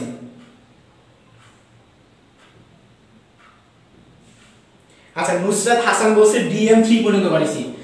ওকে নুসরাত হাসান, তোমাকে ধন্যবাদ। তো আমি সাদিয়া শারমিনা বলছে 3 পর্যন্ত। ওকে আচ্ছা ঠিক আছে, তাহলে আজকে আমরা করব 4 পর্যন্ত। আজকে আমরা করব ডিএম 4।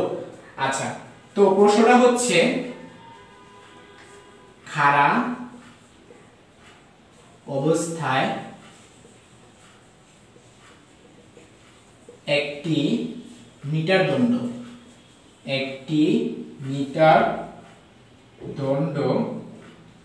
কাত হয়ে পড়ে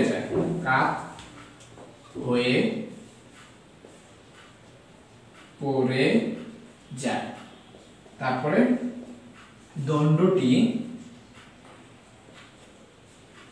কত কৌণিক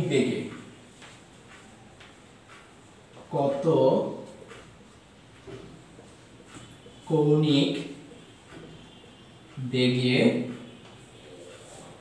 ভূমিকে আঘাত করবে।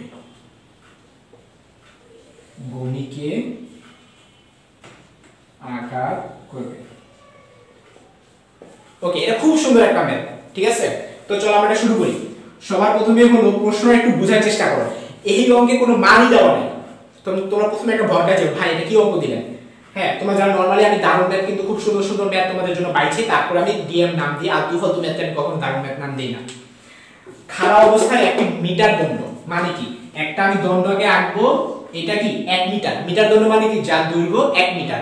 তার মানে এই একটা দণ্ড, এটা মানে ভূমি, ঠিক আছে? এটা হচ্ছে আমাদের ভূমি। তো খাড়া অবস্থায় একটি মিটার দণ্ড মানে কি? এটা উচ্চতা যদি h হয়, খেয়াল করে দেখো, এটা পুরো যদি h হয় তাহলে তার ভাগকেন্দ্র কোন জায়গায় আছে? h/2 তে। এই যে তার ভাগকেন্দ্র এই জায়গাটায়, ঠিক আছে? এটা আমি নাম দিলাম ভাগকেন্দ্র। ওকে, আচ্ছা। তো পরবর্তীতে কি হলো? একটা মিটার দণ্ড কাত হয়ে পড়ে যায়। তো পড়ে গেলে তখন চিত্রটা এরকম হয়ে যায় না? খেয়াল করে দেখো তো, তখন তোমার চিত্রটা এরকম হয়ে যায়, তাই না? এই বস্তুটা এইভাবে পড়ে গেছে আর কি। হ্যাঁ, আচ্ছা। তো যদি পড়ে যায় তাহলে ওর ভাগকেন্দ্রটা এখানে এসে পড়লো না? হ্যাঁ। তো এইভাবে নাকি আমি জাস্ট নরমালি যদি আঁকি, একটা দিয়ে যদি চিন্তা করে দেখি যে এইভাবে নরমালি, এই যে গাঢ় করে দিলাম আর কি, এইভাবে। আর এটা বেশি মোটাই করে ফেলছি আর কি, বেশি মোটা করে দিলে আবার সিলিন্ডার মতো হয়ে যায়, তাই না? তো এই যে এইভাবে আর কি নরমালি। তো আগে ছিল এই জায়গাটায় ভাগকেন্দ্র, এখন ভাগকেন্দ্র কোথায় এসে পড়লো? এই জায়গাটায় এসে পড়লো না? হ্যাঁ। এখন তুমি খেয়াল করে দেখো ভাগকেন্দ্রের উল্লম্ব সরণটুকু তোমরা একটু খেয়াল করে দেখো তো। ভাগকেন্দ্রের উল্লম্ব সরণ, আগে ভাগকেন্দ্র ছিল কোথায়? h/2 তে। এই যে এখান থেকে এতটুকু কি h/2। এখন ভাগকেন্দ্র কোন জায়গাটায়? ভূমিতে না, 0 তে। তাহলে আমরা এখন কি বলতে পারি? খেয়াল করে দেখো, কোন একটা জিনিস, এই যে আমি এইভাবে রাখছি, পরে আমি ছেড়ে দিলাম, এই যে এভাবে রাখছিলাম, আমি ছেড়ে দিলাম, তো এটা কি এভাবে পড়বে না? তো যদি পড়া যায়, ওর আগে ভাগকেন্দ্র ছিল ভূমি থেকে h/2 উচ্চতা, এখন তার ভাগকেন্দ্র কোথায়? ভূমিতে, ঠিক কি না? আচ্ছা, এখন আমরা দেখব যে আসলে এখানে যে শক্তি কি পরিমাণ, কোন শক্তি থেকে কোন শক্তি রূপান্তরিত হচ্ছে সেটা আমরা দেখব। তো খাড়া অবস্থায় ওর তো একটা এনার্জি আছে, আমরা জানি। এই যে আমি যে এখন দাঁড়ায় আছি, আমার কি কোনো এনার্জি নাই? অবশ্যই আছে। আমার মধ্যে এখন পটেনশিয়াল এনার্জিটা জমে আছে। আমার মধ্যে কোন এনার্জি এখন জমে আছে? Potential energy. কিন্তু এটার পাশাপাশি আমার কিন্তু একটা কৌণিক বেগের কারণে কিন্তু একটা শক্তি থাকতো, যদি আমি কৌণিক বেগে যদি আমি ধরতাম। হ্যাঁ, কিন্তু আমার তো কোনো কৌণিক বেগ এখন নাই। ওকে, তাহলে আমি কি বলতে পারি? আমি খাড়া অবস্থায় থাকলে আমার শুধুমাত্র একটা এনার্জি। তাহলে আমি এভাবে লিখতে পারি, খাড়া অবস্থায় মোট শক্তি। হ্যাঁ, এই যে আমি যে এখন দাঁড়ায় আছি, আমি মনে করো চুপ করে 10 মিনিট দাঁড়ায় আছি, তো 10 মিনিট পর যদি আমাকে এনার্জি স্টোর হবে না, তারপর আমি তোমাদের সাথে বেশি কথা বলতে পারবো। আমি টানা তোমাদের সাথে কথা বলি, আমি হয়রান হয়ে যাবো। এটা কারণ কি? আমার এনার্জি কনভার্ট হচ্ছে। হ্যাঁ, এনার্জি একটা রূপ থেকে আরেক রূপে কনভার্ট হচ্ছে। তো এইখানটাতে খাড়া অবস্থায় আমার যে পরিমাণ এনার্জি আছে, যদি আমি পড়া যাই, তখন সেই ক্ষেত্রে এনার্জিটা কিসে কনভার্ট হবে? গতিশক্তিতে না?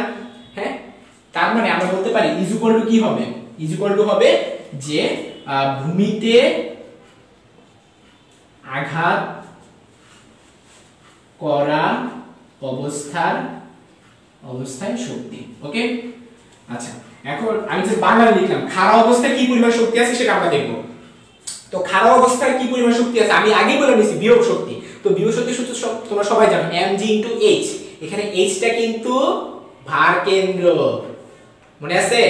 একটু আগে তোমাদের পড়াইছিলাম যে p = mgh/t, ওখানে h টা কি ছিল? ভার কেন্দ্রের সমান ছিল না? এখানেও সেম। আমি কি বুঝাইতে পারছি? তাইলে আমরা কি লিখতে পারি mg আমাদের ভার কেন্দ্র এই যে h/t তে। ওকে, সমান সমান কি হবে? ভূমিতে আঘাত করা অবস্থায় শক্তি। এখন ভূমিতে যখন আঘাত করতেছে এইটা কি একটা ওমেগা নিয়ে নামতেছে না? এই যে পড়তেছে ওর শেপটা কি এরকম হবে না? ও যখন পড়বে এটা কি এরকম হবে? চিন্তা করে দেখো, একটা কম্পাসের দূরে যদি তুমি এভাবে ফালাই দাও, এটা একটা বৃত্তাকার অংশ তৈরি করবে না? তো বৃত্তাকার অংশ তৈরি করলে তার একটা কি রৈখিক বেগের পাশাপাশি খেয়াল করে দেখো তার একটা কৌণিক বেগ থাকবে। আমাদের কোন একটা বস্তু এখানে রৈখিক বেগ কি আছে নাকি আসলে সেটাও একটা কথা। ও তো একটা জায়গা দ্বারা জাস্ট পড়ে গেছে না, ওর শুধু কৌণিক বেগ থাকবে। ওর কি বেগ থাকবে? কৌণিক বেগ থাকবে।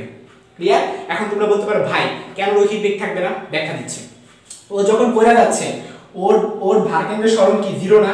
ও যখন পড়ে গেছে আর কি তখন ওইটা কি 0 পয়েন্টে আছে না? তাহলে আমরা সেক্ষেত্রে কি বলবো, ও যখন পড়ে গেছে না তখন এটা কি হবে mg * 0। বুঝো নাই? বুঝাই দিতেছি, দাও আরেকভাবে বুঝাই। তোমরা সবাই কাজ ক্ষমতা শক্তি ক্লাস 9 10 এ পড়ছিলাম যে কোন একটা বস্তু, এটা a বিন্দু, এটা মনে করো b বিন্দু, এটা c বিন্দু। তো আমরা জানি a বিন্দুতে বিভব শক্তি কত? a বিন্দুর বিভব শক্তি কত? 0।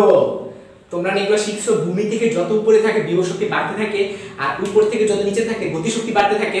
তো তোমরাই বলো ভূমিতে বিভব শক্তি কত হয়? 0 হয়। ভূমিতে যদি ভার কেন্দ্র অবস্থিত হয়, আমাদের ভার কেন্দ্র কোথায়? ভূমিতে না, তাহলে বিভব শক্তি কত হবে? 0 হবে। তার মানে এই যে ভূমিতে যখন আঘাত করতেছে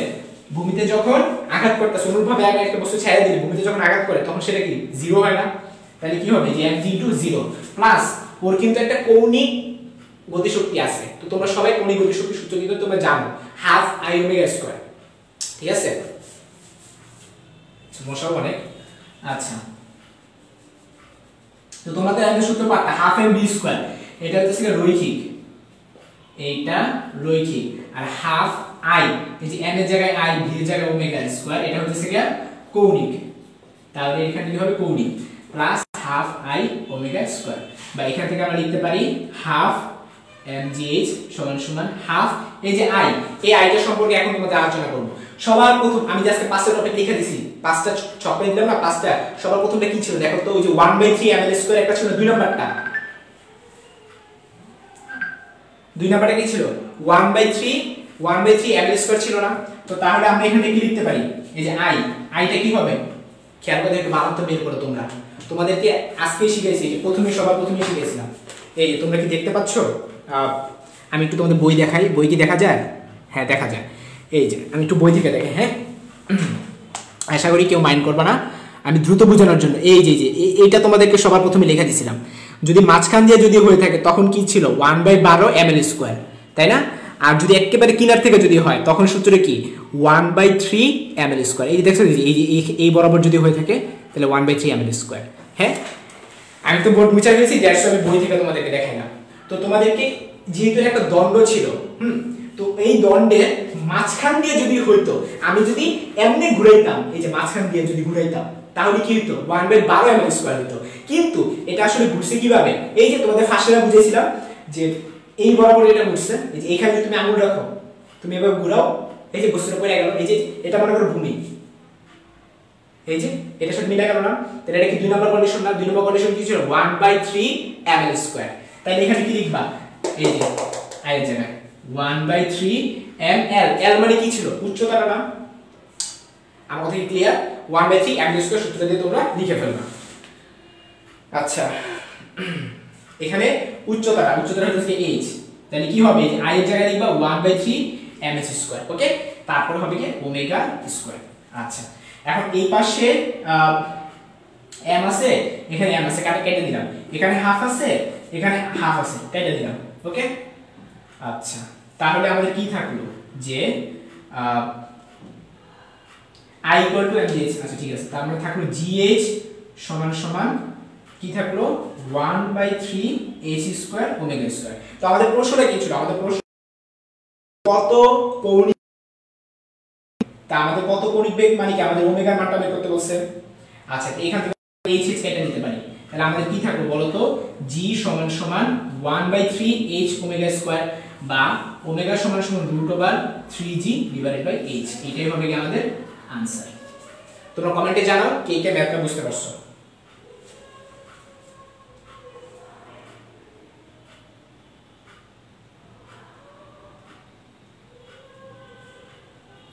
আচ্ছা নুসরাত হাসান প্রশ্ন করছো কিভাবে বুঝবো কোন ম্যাথে ভার কেন্দ্রকে h ধরতে হবে। আচ্ছা খেয়াল করে দেখো, এখানটাতে কখন আমি h/2 ধরছি, এখানে একটু খেয়াল করে দেখো, এই যে এখানটা। তো কোন একটা বস্তুর ভার কেন্দ্র একটা রেফারেন্স থেকে হয় না, কোন একটা কিছু সাপেক্ষে হয় না। আমি নুসরাত তোমার প্রশ্নের আনসারটা দিচ্ছি, খেয়াল করে দেখো। এইটার হাইট যদি h হয়, তুমি বলো ভার কেন্দ্র জীবন কি h উচ্চতা থাকে? এটার উচ্চতা হলো h, ভার কেন্দ্র কি এখানে থাকবে জীবনও না। ভার কেন্দ্র সব সময় আয়তাকার বস্তুর জন্য মাঝখানে h/2 তে। নুসরাত কি আমার আনসার পাইছো? এমন টাইপের যতগুলা দেখবা সব করে h/2 তে, ঠিক আছে। আমি তো পাম্পের উপর বলতাছি না, পাম্পের উপর আলাদা, ওটা তো এক জায়গা থেকে আরেক জায়গায় সরায় পানির সরানোর জন্য। এটা তো এরকম কিছু না, এটা তো জাস্ট পড়ে গেছে না। হ্যাঁ, তো পুরোটা যদি h হয় তাহলে ভার কেন্দ্র কোন জায়গাটা হবে h/2 তে। আর বস্তু যদি, তারপর তুমি কোশ্চেন করছো যে কিভাবে বুঝবা কখন কোন কন্ডিশন, যদি পড়া যায় তখন হয়ে যাবে 0, পড়ে গেলে না ভার কেন্দ্রের সরণটা কত হবে 0। এই যে খেয়াল করে দেখো 0, কিন্তু তার একটা কৌণিক বেগ থাকবে, তো কৌণিক বেগ ½ i ওমেগা স্কয়ার, তারপর i = কোনটা 1/3 mh স্কয়ার। তো এখন তুমি এক্সপেরিমেন্ট করো, এটা মনে মনে এক্সপেরিমেন্ট করো না। এই যে এটাকে যদি তুমি এইভাবে ছেড়ে দাও, এই যে খেয়াল করো, এটাকে যদি তুমি এইভাবে ছেড়ে দাও, তাহলে কিসের সাপেক্ষে হচ্ছে? এইটার সাপেক্ষে ঘুরতেছে না, এইটার সাপেক্ষে ঘুরছে দেখা 1/3 ml স্কয়ার হইছে। কিন্তু সাপোজ স্যার এমন একটা প্রশ্ন বানাই দিল, ওই জিনিসটা এই যে এমনি ঘুরলো, এই যে এমনি ঘুরলো, এমনি মানে এই মাঝখানেটা কেন্দ্র করে ঘুরলো, তখন 1/12 লিখতাম, ঠিক আছে। তাহলে হাফ কাটাকাটি, mm কাটাকাটি, h কাটাকাটি, g = 1/3 h omega square, omega মানটা বের হয়ে গেল। তোমরা কি বুঝো না একটু কমেন্টে জানাও। আচ্ছা নুসরাত হাসান বুঝতে পারছে, সাদিয়া শারমিনা গুড, তারপরে আকন্ত, হ্যাঁ সানজিদা ইয়াসমিন আকন্ত তোমাকে আমি আগেও ক্লাসে দেখছিলাম। তারপর শেফা জামান, তোমাকে নতুন মনে হচ্ছে। শেফা জামান কমেন্টে জানাও তুমি কি আমাদের সাথে নতুন যুক্ত হইছো কিনা। সাদিয়া শারমিনকে মনে হয় আগে দেখছিলাম। আচ্ছা আমাদের শ্রদ্ধেয় স্যার হারুন স্যার হচ্ছে আমাদের সাথে দেখতেছে। হারুন স্যার হচ্ছে শামসুল লোকেশন কলেজের আমাদের খুব শ্রদ্ধেয় একজন স্যার, বাংলা টিচার। তো স্যারও হচ্ছে ইজ ওয়াচিং দেখাচ্ছে। তো যাই হোক, এমডি রহমত সে বুঝতে পারছে। আমাদের সাথে কি যুক্ত আছে একটু জানান। হ্যাঁ, তোমাদের জন্য আরো দারুণ মেয়ে আছে, তোমরা একটু লাস্ট পর্যন্ত থাকো, তাহলেই হবে।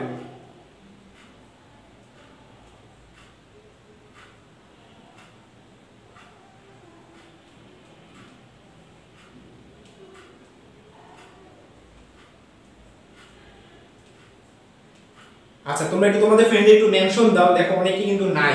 যদি তোমরা আরো বেশি স্টুডেন্ট যুক্ত থাকো তাহলে আরো বেশি করে পড়াতে মন চাইবে। যদি দেখি মাত্র 10 জন আছে আমি ক্লাস শেষ করে দেব। হ্যাঁ, কারণ কম স্টুডেন্ট তো পড়া দেখে তো আমার লাভ নেই। আচ্ছা ঠিক আছে, আমি 2টা মিনিট একটু ব্রেক দিচ্ছি, 2টা মিনিট। হ্যাঁ 2টা মিনিট পরে আমি ক্লাসটা আবার শুরু করতেছি।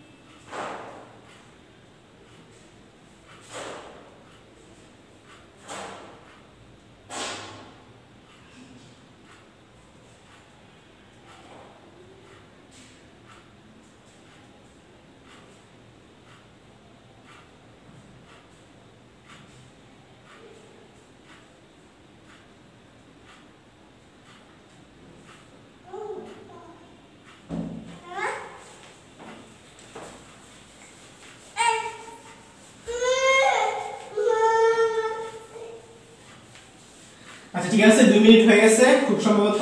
তো আমরা হচ্ছে আমাদের পরবর্তী ম্যাথটা এখন চলে যাব। খুব সুন্দর আরেকটা ম্যাথ তোমাদের জন্য আছে, দারুণ ম্যাথ। তো আমরা চলে যাব আমাদের দারুণ ম্যাথ 5 এ, DM5। ওকে, তো DM5 এর প্রশ্নটা রুয়েটে আসা খুব দারুণ একটা ম্যাথ। রুয়েট 18 19 আসছে, ঠিক আছে। তিনটি স্থির বস্তু, তিনটি স্থির বস্তু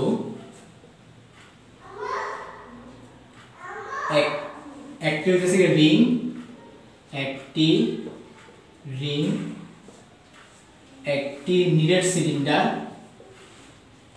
নিরেট সিলিন্ডার এবং একটি নিরেট গোলক, একটি নিরেট গোলক।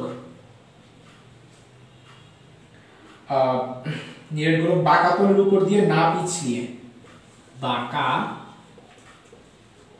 তলের উপর দিয়ে না পিছলিয়ে, না পিছলিয়ে কি বললো, নিচের দিকে পড়তে থাকে, নিচের দিকে পড়তে থাকে, পড়তে থাকে। তারপরে কি বললো, তিনটি বস্তুর, তিনটি বস্তুর ব্যাসার্ধ একই, ব্যাসার্ধ একই। কোন বস্তুটি সবথেকে বেশি বেগে, কোন বস্তুটি সবচেয়ে বেশি বেগে ভূমিতে আঘাত করবে, ভূমিতে আঘাত করবে। এটা কিন্তু খুবই সুন্দর একটা ম্যাথ। তো চলো এই ম্যাথটা নিয়ে আমরা একটু অ্যানালাইসিস করি। তো সবার প্রথমে কি বললো যে আমি ফার্স্ট অফ অল তোমাদের বলি এরকম ম্যাথ কিন্তু তোমরা তোমাদের বই পাবা না।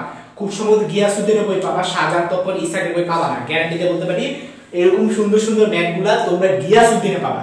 গিয়াসউদ্দিনের বই হচ্ছে এখন নরমাল অনেক স্টুডেন্ট পড়ে না, বাট পুরান বইটা গিয়াসউদ্দিনের পুরান বই বেস্ট। যেমন তোমরা সবাই এটা মানো বা না মানো, ম্যাথের জন্য বেস্ট হলো কেতাবের উপর ম্যাথের কিন্তু কোনো বই নেই।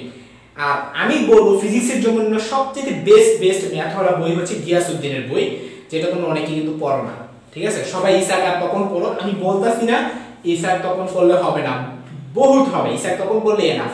আমি বলতেছি অ্যাডভান্স প্রিপারেশনের জন্য গিয়াসউদ্দিন ইজ মাচ বেটার। খেয়াল করো, তিনটি স্থির বস্তু, একটা হচ্ছে রিং, একটা হচ্ছে নিরেট সিলিন্ডার, হ্যাঁ, আর একটা হচ্ছে নিরেট গোলক। এরা কি করতেছে, বাঁকা তলের উপর দিয়ে না পিছলিয়ে নিচের দিকে পড়তে থাকে, না পিছলিয়ে। ব্যাপারটা বুঝতে পারতেছো? যে খেয়াল করে দেখো, এই ধরা যাক একটা বাঁকা তল, মানে এখানে আমি ফার্স্টে কি রাখবো, একটা রিং রাখবো, একটা সিলিন্ডার রাখবো, তারপরে একটা গোলক রাখবো। আমি যে কোনো একটা দিয়ে তোমাদের আপাতত বুঝাই। ধরা যাক এখানে আমি একটা রিং রাখলাম, এটা রিং, হ্যাঁ, এটা কি করবে, নিচের দিকে পড়বে, ঠিক আছে। তো ওর একটা উচ্চতা আছে না, এটা একটা উচ্চতা h আছে, তো পড়বে নিচের দিকে, না পিছলে নিচের দিকে পড়তে থাকে। তিনটি বস্তুর ব্যাসার্ধ সেম, মানে r এর মান সেম। বলতেছে কোন বস্তুটি সবচেয়ে বেশি বেগে ভূমিতে পড়বে। এখন ওরা একই উচ্চতা থেকে ফার্ম হলো। সবার প্রথমে আমি রিং নিয়ে অ্যানালাইসিস করব। রিং এর এই যে বেগ চাইছে, কত বেগে ভূমিতে আঘাত করবে, আমরা ভি বের করব, ভি, রিং এর বেগ। তো আমরা ফার্স্টে রিং এর বেগটা নির্ণয় করব। রেডি? আচ্ছা, সবার প্রথমে খেয়াল করে দেখো, তো রিংটা তো আমি এখানে রাখছি, আমি এখন এটা পড়া শুরু করে নাই। তো ইনিশিয়ালি ওর একটা বিভব শক্তি থাকবে। তো তোমরা জানো কোন একটা বস্তু চুপ করে থাকলে তার সকল শক্তি কিন্তু বিভব শক্তি, ঠিক কি না? তাহলে আমরা এইভাবে বলতে পারি যে বিভব শক্তি সমান ও পরে ঘোরা এখানে এসে পড়ে যাবে, এখানে এসে পড়বে। তার দুটো শক্তি থাকবে, একটা রৈখিক গতি শক্তি আর একটা কৌণিক গতি শক্তি। কোন একটা বস্তু গড়ায় যদি পড়ে যায়, খেয়াল করো, একটু ঠান্ডা মাথায় খেয়াল করো। আগে যে আমি একটা অঙ্ক করাইছি না, ওইখানে বস্তু কিন্তু কোনো গড়া টড়া না, ডাইরেক্ট পড়ে গেছে। তার মানে তার শুধুমাত্র কৌণিক গতি শক্তি ছিল, কোনো রৈখিক গতি শক্তি ছিল না। বাট এটা হইতেছে কি, গড়ায় সামনে যেতেছে। ব্যাপারটা বুঝতে পারতেছো? যদি সে নিজের জায়গায় যদি গড়াইতে থাকতো, সামনে যদি না যেত, তাহলে শুধুমাত্র কৌণিক গতিশক্তি থাকতো। আমি তোমাদের আবার রিপিট করি, গতিশক্তি দুই প্রকার, রৈখিক, কৌণিক। কৌণিকটা কখন থাকে? যখন কোনো একটা বস্তু ঘুরে। আর রৈখিকটা কখন থাকে? সে যখন সামনে আগায়। এই বস্তুটা কি ঘুরতেছে আবার সামনে আগাইতেছে, এরকম। আমি যদি শুধুমাত্র এরকম হইতো তাইলে আমার কিন্তু রৈখিক গতিশক্তি 0 হইতো, বাট আমি ঘুরতেছি আবার সামনে যেতেছি, তাহলে আমরা কি বলবো? আমাদের এখানে দুইটা গতিশক্তি থাকবে। বিভব শক্তিটা কিসের সমান হবে? রৈখিক গতিশক্তি প্লাস কৌণিক গতিশক্তি। ওকে, এখন এইখানে বিভব শক্তিটা মানে কি? তোমরা সবাই ক্লাস 9 পড়ে আসছে mgh, তাই না? তো কোন একটা বস্তু আমি এই জায়গায় রাখছি, তো এটার বিভব শক্তিটা কত? mgh। এখন রিং দেখা আমি একটা নাম দিব, ধরে নিলাম যে ধরি এটার বেগটা হইতাছে কি br, রিং, আর মানে হচ্ছে রিং। আচ্ছা, তো ওর রৈখিক গতিশক্তি কত হবে? তো তোমরা সবাই জানো রৈখিক গতিশক্তির সূত্র 12mv²। তাহলে এখানে কি লিখবো? 12mv²। তারপরে কৌণিক গতিশক্তি, তোমরা সবাই কৌণিক গতিশক্তির সূত্র পারো, 12m⍵²। বাট প্রবলেম আছে, সরি i 12i⍵²। এখানে i টাকা রিং এর জড়তা ভ্রামক। আচ্ছা, বা mdh সমান সমান 12m⁴ প্লাস 12, এখানে রিং এর জড়তা ভ্রামক, এটা আমি তোমাদের লিখা দেই নেই, তোমরা একটু লেখা নাও। রিং এর জড়তা ভ্রামকটা হবে mr²। তোমাদের 5টা পয়েন্ট লিখে দিছি না, 6 নাম্বার পয়েন্টে লিখো, 6 নাম্বার পয়েন্টে লিখো রিং এর জড়তার ভ্রামক সমান সমান mr²। এটা তোমরা লিখে নাও, ঠিক আছে? তাহলে এখানে আমরা কি লিখব? mr²। আর ওমেগা মানে কি?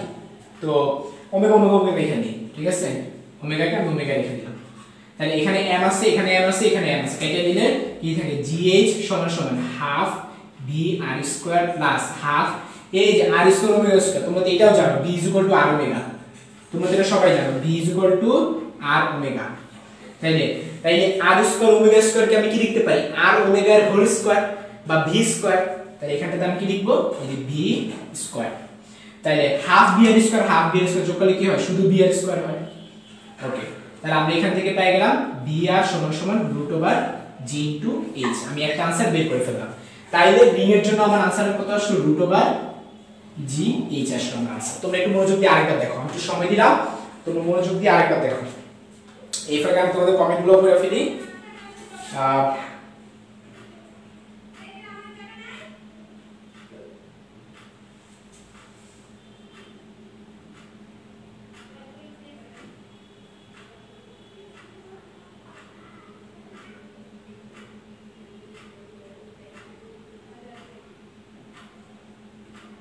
তোমরা হচ্ছে একটু ভালো মতো তাকাও, আমি কিভাবে করছি সব বুঝছো তো? আরেকবার বুঝাই। mgh সমান সমান এটা হচ্ছে রৈখিক আর এটা হচ্ছে কৌণিক। তো i সমান সমান mr², এটা কই থেকে আসছে? রিং এরটা থেকে আসছে। তারপরে m সবগুলো কাটাকাটি গেলে gh সমান সমান 12br² প্লাস 12, এই যে r² ওমেগা² মানে কি? r ওমেগা এর হোল স্কয়ার, r ওমেগা মানে b, তাহলে b², দুটো যোগ করে br² হলো। তারপরে আমি এটা রুট করে ফেললাম। আশা করি তোমাদের এটা ক্লিয়ার। আচ্ছা, এরপরে আমি তোমাদের কোনটা করাবো? এরপরে করব নিরেট সিলিন্ডার একটা করাবো। রেডি? তো নিরেট সিলিন্ডারটার জন্য কি হবে? তো চলো আমরা আবার শুরু করি। নিরেট সিলিন্ডার,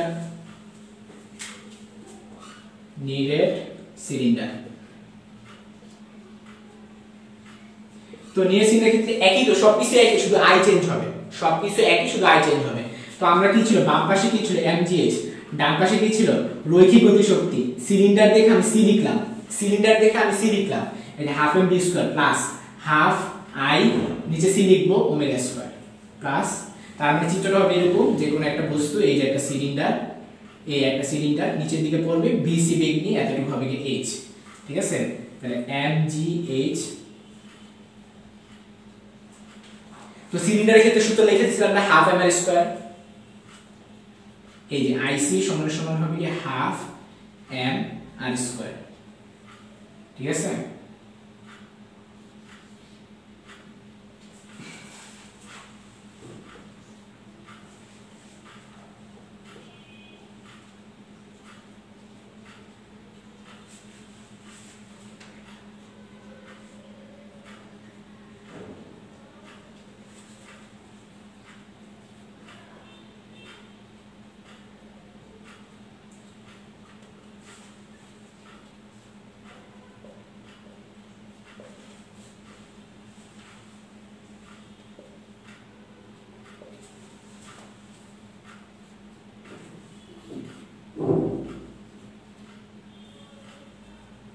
এটা কত হবে √4gh divided by 3 এটা আসছে আমার ঠিক আছে √4gh divided by 3 আসছে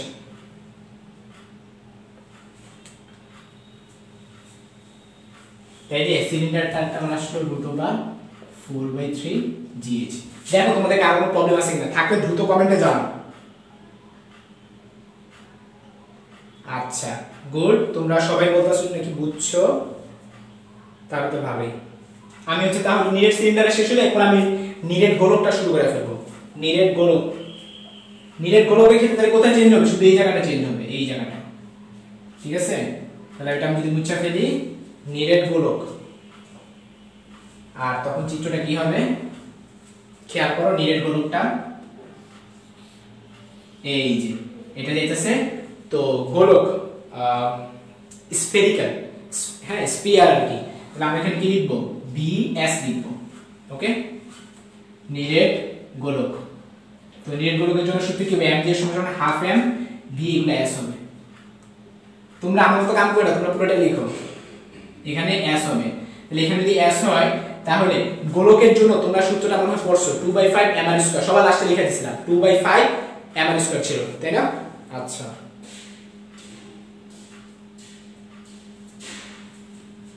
2/5 mr²।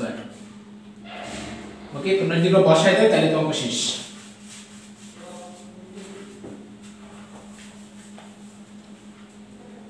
তাহলে কি থাকলো gh সমান সমান হাফ সিলিন্ডার যেহেতু তাহলে এখানে vs একটু পরে আমি আনবো vs² প্লাস 2 কাটা 1/5 m কাটা হ্যাঁ তাহলে কি থাকলো r ওমেগা এর হোল স্কয়ার তো gh সমান সমান হাফ vs² প্লাস 1/5 vs²।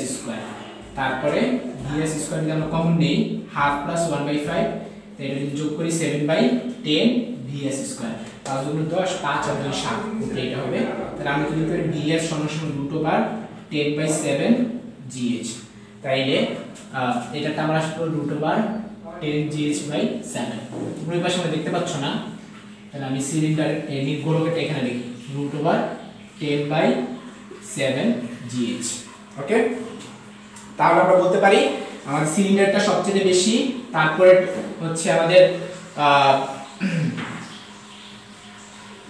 সর্বপ্রথম কোনটা 10/7 কোনটা সবচেয়ে বড় বলো দেখি 10/7 বড় কোনটা মান বড় যদি আমরা এটা ক্যালকুলেটরে বসাই 10/7 এর মান আসছে 1.42 √1.42 gh এটা আসছে আর 4/3 তো জানো 1.33 তাহলে এটা কত হবে √1.33 gh তাহলে আমরা বলতে পারতেছি যে আমাদের সবচেয়ে বড় তাহলে কোনটা আসছে খেয়াল করে দেখো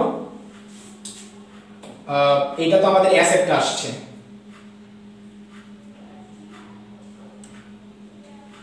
এটা আসছে 1.42 হ্যাঁ এটা আসছে 42 আর এটা আসছে 33 তাহলে অবশ্যই আমাদের bs টা বড় হইছে তাহলে bs টা হবে বড় তারপরে হবে গিয়ে bc এই 1.33 তারপরে হবে কি আমাদের ওই যে লিনিয়ারটা br এর মাধ্যমে হচ্ছে আমাদের এই টপিকটা শেষ ঠিক আছে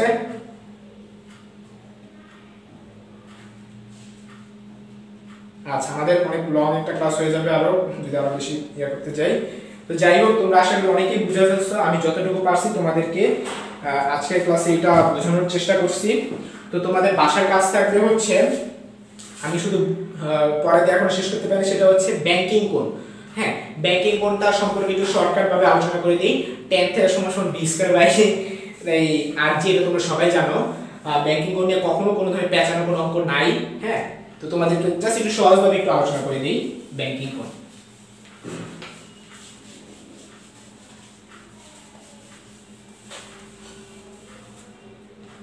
আমি ম্যাথ করাবো না জাস্ট থিওরি বুঝাই আজকের মতো ক্লাস শেষ করে দিব ব্যাংকিং কোণ তো ব্যাংকিং কোণের সূত্র কি tan θ সমান সমান b²/rg হ্যাঁ বা θ সমান সমান এখন এই যে আমরা যে চিত্রগুলো জানি এই যে এরকম এটা হচ্ছে আমাদের θ এটা হচ্ছে আমাদের h হ্যাঁ আর এখান থেকে এতটুকু এটা হচ্ছে আমাদের r এখন তোমরা যদি জানো যে sin θ tan θ হ্যাঁ θ যখন ক্ষুদ্র। তোমরা জানো যে থিটার মানটা খুব ছোট হইলে তখন tan থিটার মান আর sin থিটার মান সমান হয়। কেমনে প্রুফ দিব দেখো, tan 0 এর মান কত 0, sin 0 এর মান কত 0, tan 1 এর মান ক্যালকুলেটর বসাও, sin 1 এর মান ক্যালকুলেটর বসাও, দেখো প্রায় সেম। tan 2 এর মান বসাও, 3 এর মান বসাও, এরকম 6 ডিগ্রি 10 ডিগ্রি পর্যন্ত দেখো প্রায় সেম। এরপরে ঠাস ঠাস করে বাইরে যায় আর কি। তো যখন থিটার মান খুব ছোট হয় তখন tan আর sinটা সেম। তো ব্যাংকিং কোণের ক্ষেত্রে থিটার মান কিন্তু খুব কম রাখা হয়। তো আমরা সেক্ষেত্রে কি বলতে পারি, sin থিটা tan থিটা সমান হবে। তো আমরা নরমালি জানি tan এর সূত্র কি, tan আর লম্বা ভুল, ঠিক আছে। এখানে আমি আর এই লিখে ফেলছি, এটা হবে আর তো তো তোমাদের এরকম অনেকগুলো প্রশ্ন আছে যে ওই যে রেল লাইনে কতখানি উঁচু রাখা হয়, এরকম অঙ্ক আছে না। তো ওইখানে আমাদের h এর মান বের করতে বলা হয়, ঠিক আছে। তো তখন আমরা tan থিটাকে আমরা কি sin থিটা লিখি, তখন আমরা এইভাবে লিখতাম যে sin থিটা সমান সমান ওই সাগরের লবণ অনেক, আমরা তো জানি সাগরের লবণ অনেক। আচ্ছা, তখন ওইটা আমরা tan এর সমান লেখা ফেলি আর কি। আমার কাছে ক্লিয়ার? তো এই সূত্র তোমরা সবাই পারো, এটার সাথে sin থিটার সূত্রটা কম্বাইন করেও তোমরা অঙ্কটা করতে পারো যে কত উপরে হচ্ছে রেল লাইনটা উঁচু থাকে। আমরা জানি তো একটু উঁচু থাকে, তাই না। আর হচ্ছে মোটরসাইকেল যে বাইকা যায় ওই রিলেটেড ম্যাথ তোমরা জানো যে থিটা কতখানি বাইকা যায় আর কি। এগুলো হচ্ছে ব্যাংকিং করে ম্যাথ, এখানে কোনো পেঁচানোর কিছু নেই। তোমাদের কাছে কত বেগে গেলে সেটা অ্যাক্সিডেন্ট ঘটবে না এরকম ম্যাথ আছে না, ওই তোমরা থিটা মান প্রশ্ন দিয়ে দিবে আর এর মান প্রশ্ন দিয়ে দিবে, তোমরা বি বের করে ফেলবা, এমন টাইপের ম্যাথ। সো নিউটনের বলবিদ্যা আমি কিছু বাদ রাখি নাই, আমি চেষ্টা করছি যতটুকু করানো যায়। তো তারপরও কিছু ছোটখাটো খুঁটিনাটি ব্যাপার স্যাপার থেকে যায় যেগুলো না শিখলে না আসলে শিখাইতে চাইলে তো অনেকভাবে শেখানো যায়, 10টা ক্লাস নিয়ে শেখানো যায়, আবার 2-3টা ক্লাস নিয়ে শেখানো যায়। তো আমাদের তো একটা লিমিটেশন আছে, তাই না। আমি যদি একটা ক্লাস যদি 10টা ক্লাস নিয়ে নেই, আমাদের বাকি চ্যাপ্টার কে পড়াবে, কখন পড়াবে, ঠিক আছে। তো তোমরা কিন্তু আমাদের কাছ থেকে কিন্তু সপ্তাহে প্রায় 6টা করে ক্লাস পাচ্ছ, একটু চিন্তা করে দেখো। সপ্তাহে প্রায় 6টা করে ক্লাস পাচ্ছ, ম্যাথ 2টা, ফিজিক্স 2টা, আইসিটি 2টা, টোটাল 6টা ক্লাস পাচ্ছ। তার মানে মাসে তোমরা কয়টা ক্লাস পাচ্ছ একটু চিন্তা করে দেখো, চাইছো 24টা ক্লাস পাচ্ছ তোমরা উইদাউট এনি ফি। তোমরা কোনো টাকা ছাড়া 24টা ক্লাস তোমরা মাসে পাচ্ছ। তার উপর তোমাদের যে গ্রুপটা আছে এই গ্রুপে কিন্তু তোমাদের হচ্ছে আমরা নিয়মিত কিন্তু এইচডব্লিউ চেক করি, দেখি হ্যাঁ কার এইচডব্লিউ কেমন হয়। হ্যাঁ, আমরা কিন্তু বইলা দিই তুমি ওই জায়গাটা একটু কারেকশন করে নাও, ওই জায়গাটা একটু কারেকশন করে নাও। তোমরা যারা এইচডব্লিউ নিয়মিত করো তোমাদের নাম কিন্তু আমাদের পরিচিত হয়ে গেছে, আমরা মোটামুটি নাম শুনলে এখন বুঝা ফেলি ওকে। হতে পারে চেহারা চিনি না বা পার্সোনালি আমরা কখনো কথা বলি না, বাট ওই যে এইচডব্লিউ যে করে নিয়মিত করতে করতে করতে করতে তাদের সাথে একটা টিচার স্টুডেন্ট একটা বন্ডিং বা স্টুডেন্ট ভাইয়া একটা বন্ডিং এসে পড়ছে। সো ব্যাপারটা হলো এরকম যে তোমরা এই বন্ডিংটাকে কতটুকু ক্রিয়েট করতে পারতেছো, তোমরা কে কতখানি নিজেদেরকে আমাদের কাছ থেকে হচ্ছে আদায় করে নিতে পারতেছে, ভাই এই ম্যাথটা কইরা দেন, ওই ম্যাথটা কইরা দেন। হ্যাঁ, বা তোমরা ভুল করলা, হ্যাঁ তো তোমার মনে হলো যে অঙ্কটা পারতাছি না, তোমরা মেসেঞ্জার গ্রুপের সাথে সাথে প্রশ্ন দিয়ে দিবে যে ভাই এই ম্যাথটা পারিনি। তো আমরা সর্বোচ্চ চেষ্টা করবো তোমরা যারা এইচএসসি 2021 সালে আসছো তোমাদের পুরো সিলেবাসটা আমরা শেষ করে দিতে পারি ঠিক সময়ের মধ্যে। তো এখন এটা হচ্ছে দেখা যাচ্ছে আমাদের গ্রুপে কিন্তু অনেক কিন্তু আমাদের নোট আসে। হ্যাঁ, তো তোমরা অবাক হবা, তোমরা জাস্ট একটু ফটো সিরিয়া দেখো, এত নোট আসে, ঠিক আছে। এটা দেখে আমরা খুব খুশি হই। এখন কথা হলো তোমরা আজকে রিসেন্টলি দেখছো মডারেটর নিয়োগের জন্য কিন্তু আমরা একটা পোস্ট দিয়েছি। তো তোমরা যারা নিয়মিত ক্লাস করে থাকো তো হচ্ছে এবং তোমরা যারা চলকের প্রতি মনে হচ্ছে যে একটা যে না ওনারা কিছু একটা করতেছে আমরাও কিছু একটা করি দেখা যায়।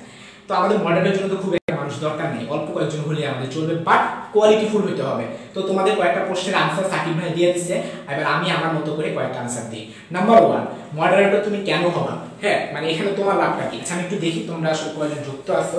যদি 2-3 জন থাকো শুধু তো কথা বলে লাভ নেই, কারণ সাকিব কিন্তু অলরেডি প্রশ্ন বলে দিচ্ছে, আমি বলবো যে আমার মতো করে, ঠিক আছে। আমি একটু দেখি তোমাদের কার কি অবস্থা, কতজন যুক্ত আছো আমাদের সাথে।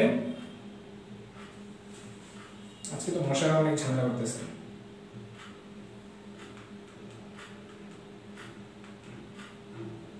আচ্ছা, তোমাদের সাকিব ভাই কি পয়েন্ট উল্লেখ করছে আমি একটু বলে দিই। নাম্বার 1, নিজের লেখালেখির স্কিল, কমিউনিকেশন স্কিল এবং ম্যানেজমেন্ট স্কিল ঝালিয়ে নেওয়ার একটা সুযোগ তোমরা পাবা। নাম্বার 2, ফিজিক্স, ম্যাথ, আইসিটি অ্যাডমিশনের জন্য যে কোনো প্রজেক্ট আইডিয়া নিয়ে আমরা কাজ করতে সেগুলো সরাসরি অংশগ্রহণ করার সুযোগ পাবা। নাম্বার 3, তোমার অ্যাডমিশনের পর তোমাদের কোর টিমে কাজ করার সুযোগ এবং আমাদের কোর টিমে কাজ করার সুযোগ এবং আমাদের পাশাপাশি চলকে ক্লাস নেওয়ার সুযোগ। এই তো number 3, that is the most important point, চলকে ক্লাস নেওয়ার সুযোগ। নাম্বার 4, চলকের টি শার্ট আমরা খুবই শীঘ্রই বানাচ্ছি। তো মডারেটর হলে তোমরা সবার আগে টি শার্ট পেয়ে যাবে। এটা হলো নাম্বার 4। আর নাম্বার 5 হচ্ছে এটা একটা ভলান্টিয়ারি কাজ। আচ্ছা, তোমাদের কি কি কাজ করা লাগবে, যে তোমাদের 30 মিনিট কিন্তু ব্যয় করা লাগবে গ্রুপের জন্য, তোমাদের পড়ালেখাও ঠিক রাখা লাগবে। তারপর গ্রুপের পোস্ট কিন্তু কিভাবে আপলোড করবে আমরা কিছু গাইডলাইন দিয়ে দিব, ওগুলা মানতে হবে। নিজের নোটও কিন্তু হচ্ছে বানাতে হবে, এবং তোমাদের যে কলেজ গ্রুপগুলো আছে সেই গ্রুপে আলোচনা করতে হবে। এখন সাকিব ভাই বলে না এমন কিছু আমি এখন তোমাদেরকে আলোচনা করব, একটুখানি ওয়েট করো, আমি একটু দেখি তোমাদের কতজন যুক্ত আছে। সাকিব ভাই তো বলছে, এবার আমি আমার মতো করে কিছু বলি। এখন যুক্ত আছে মাত্র 9 জন। এই 9 জনকে আমি বলতেছি, রেডি? তো প্রথমত তোমরা কেন মডারেটর হওয়ার জন্য হচ্ছে চাবা, তো আমি আমার মতো করে বলি। ফার্স্ট অফ অল, আজ থেকে 8 মাস 9 মাস পর দেখা যাবে যে আমরা ক্লাস নিব না। তো কারা ক্লাস নিবে? দেখা যাবে আমরা ক্লাস নিব না। হ্যাঁ, আমরা সবাই ব্যস্ত হয়ে যাবো, বিশেষ করে আমিও খুবই ব্যস্ত হবো, তোমাদের রাকিব ভাই ব্যস্ত হবে, সাকিব ভাই, সাকিব ভাই, আমরা সবাই গ্র্যাজুয়েশনের শেষ পর্যায়ে আছি, 4th ইয়ারে আছি, আমার তো ফাইনাল হয়েই যাবে। হ্যাঁ, তোমাদের সবার যত চলমান ভাইয়া আছে সবার মধ্যে আমার পরীক্ষা সবার আগে শেষ হবে আশা করা যায় আর কি, সবার আগে আমার গ্র্যাজুয়েশন শেষ হওয়ার কথা আর কি। আমার তো এপ্রিলে ফাইনাল হওয়ার কথা ছিল, বাট করোনার কারণে পিছিয়েছে। যাই হোক, এই বছর ইনশাল্লাহ আমার গ্র্যাজুয়েশন কমপ্লিট হয়ে যাবে, এই বছর আর অনেক আগে লাস্টের দিকেই হয়ে যাবে। তো এখন কথা হলো যে তার পরবর্তীতে আমি কি করবো, আমার প্ল্যানটা কি? আমার বাইরে যাওয়ার প্ল্যান নেই, আমার দেশেই থাকার ইচ্ছা। বাট হচ্ছে যে আমি ফাইনালটা দেওয়ার পর আমি সাথে সাথে জবের জন্য কিন্তু আমি প্রিপারেশন শুরু করবো। আমার মাস্টার্সে হচ্ছে খুব একটা মানে আমার পড়ালেখা কন্টিনিউ করার খুব একটা ইচ্ছা নেই, আমি ডিরেক্টলি জবে ঢুকে যাওয়ার ইচ্ছা। তো সেই ক্ষেত্রে আমি কিন্তু খুবই লেভেলে ব্যস্ত হয়ে যাব।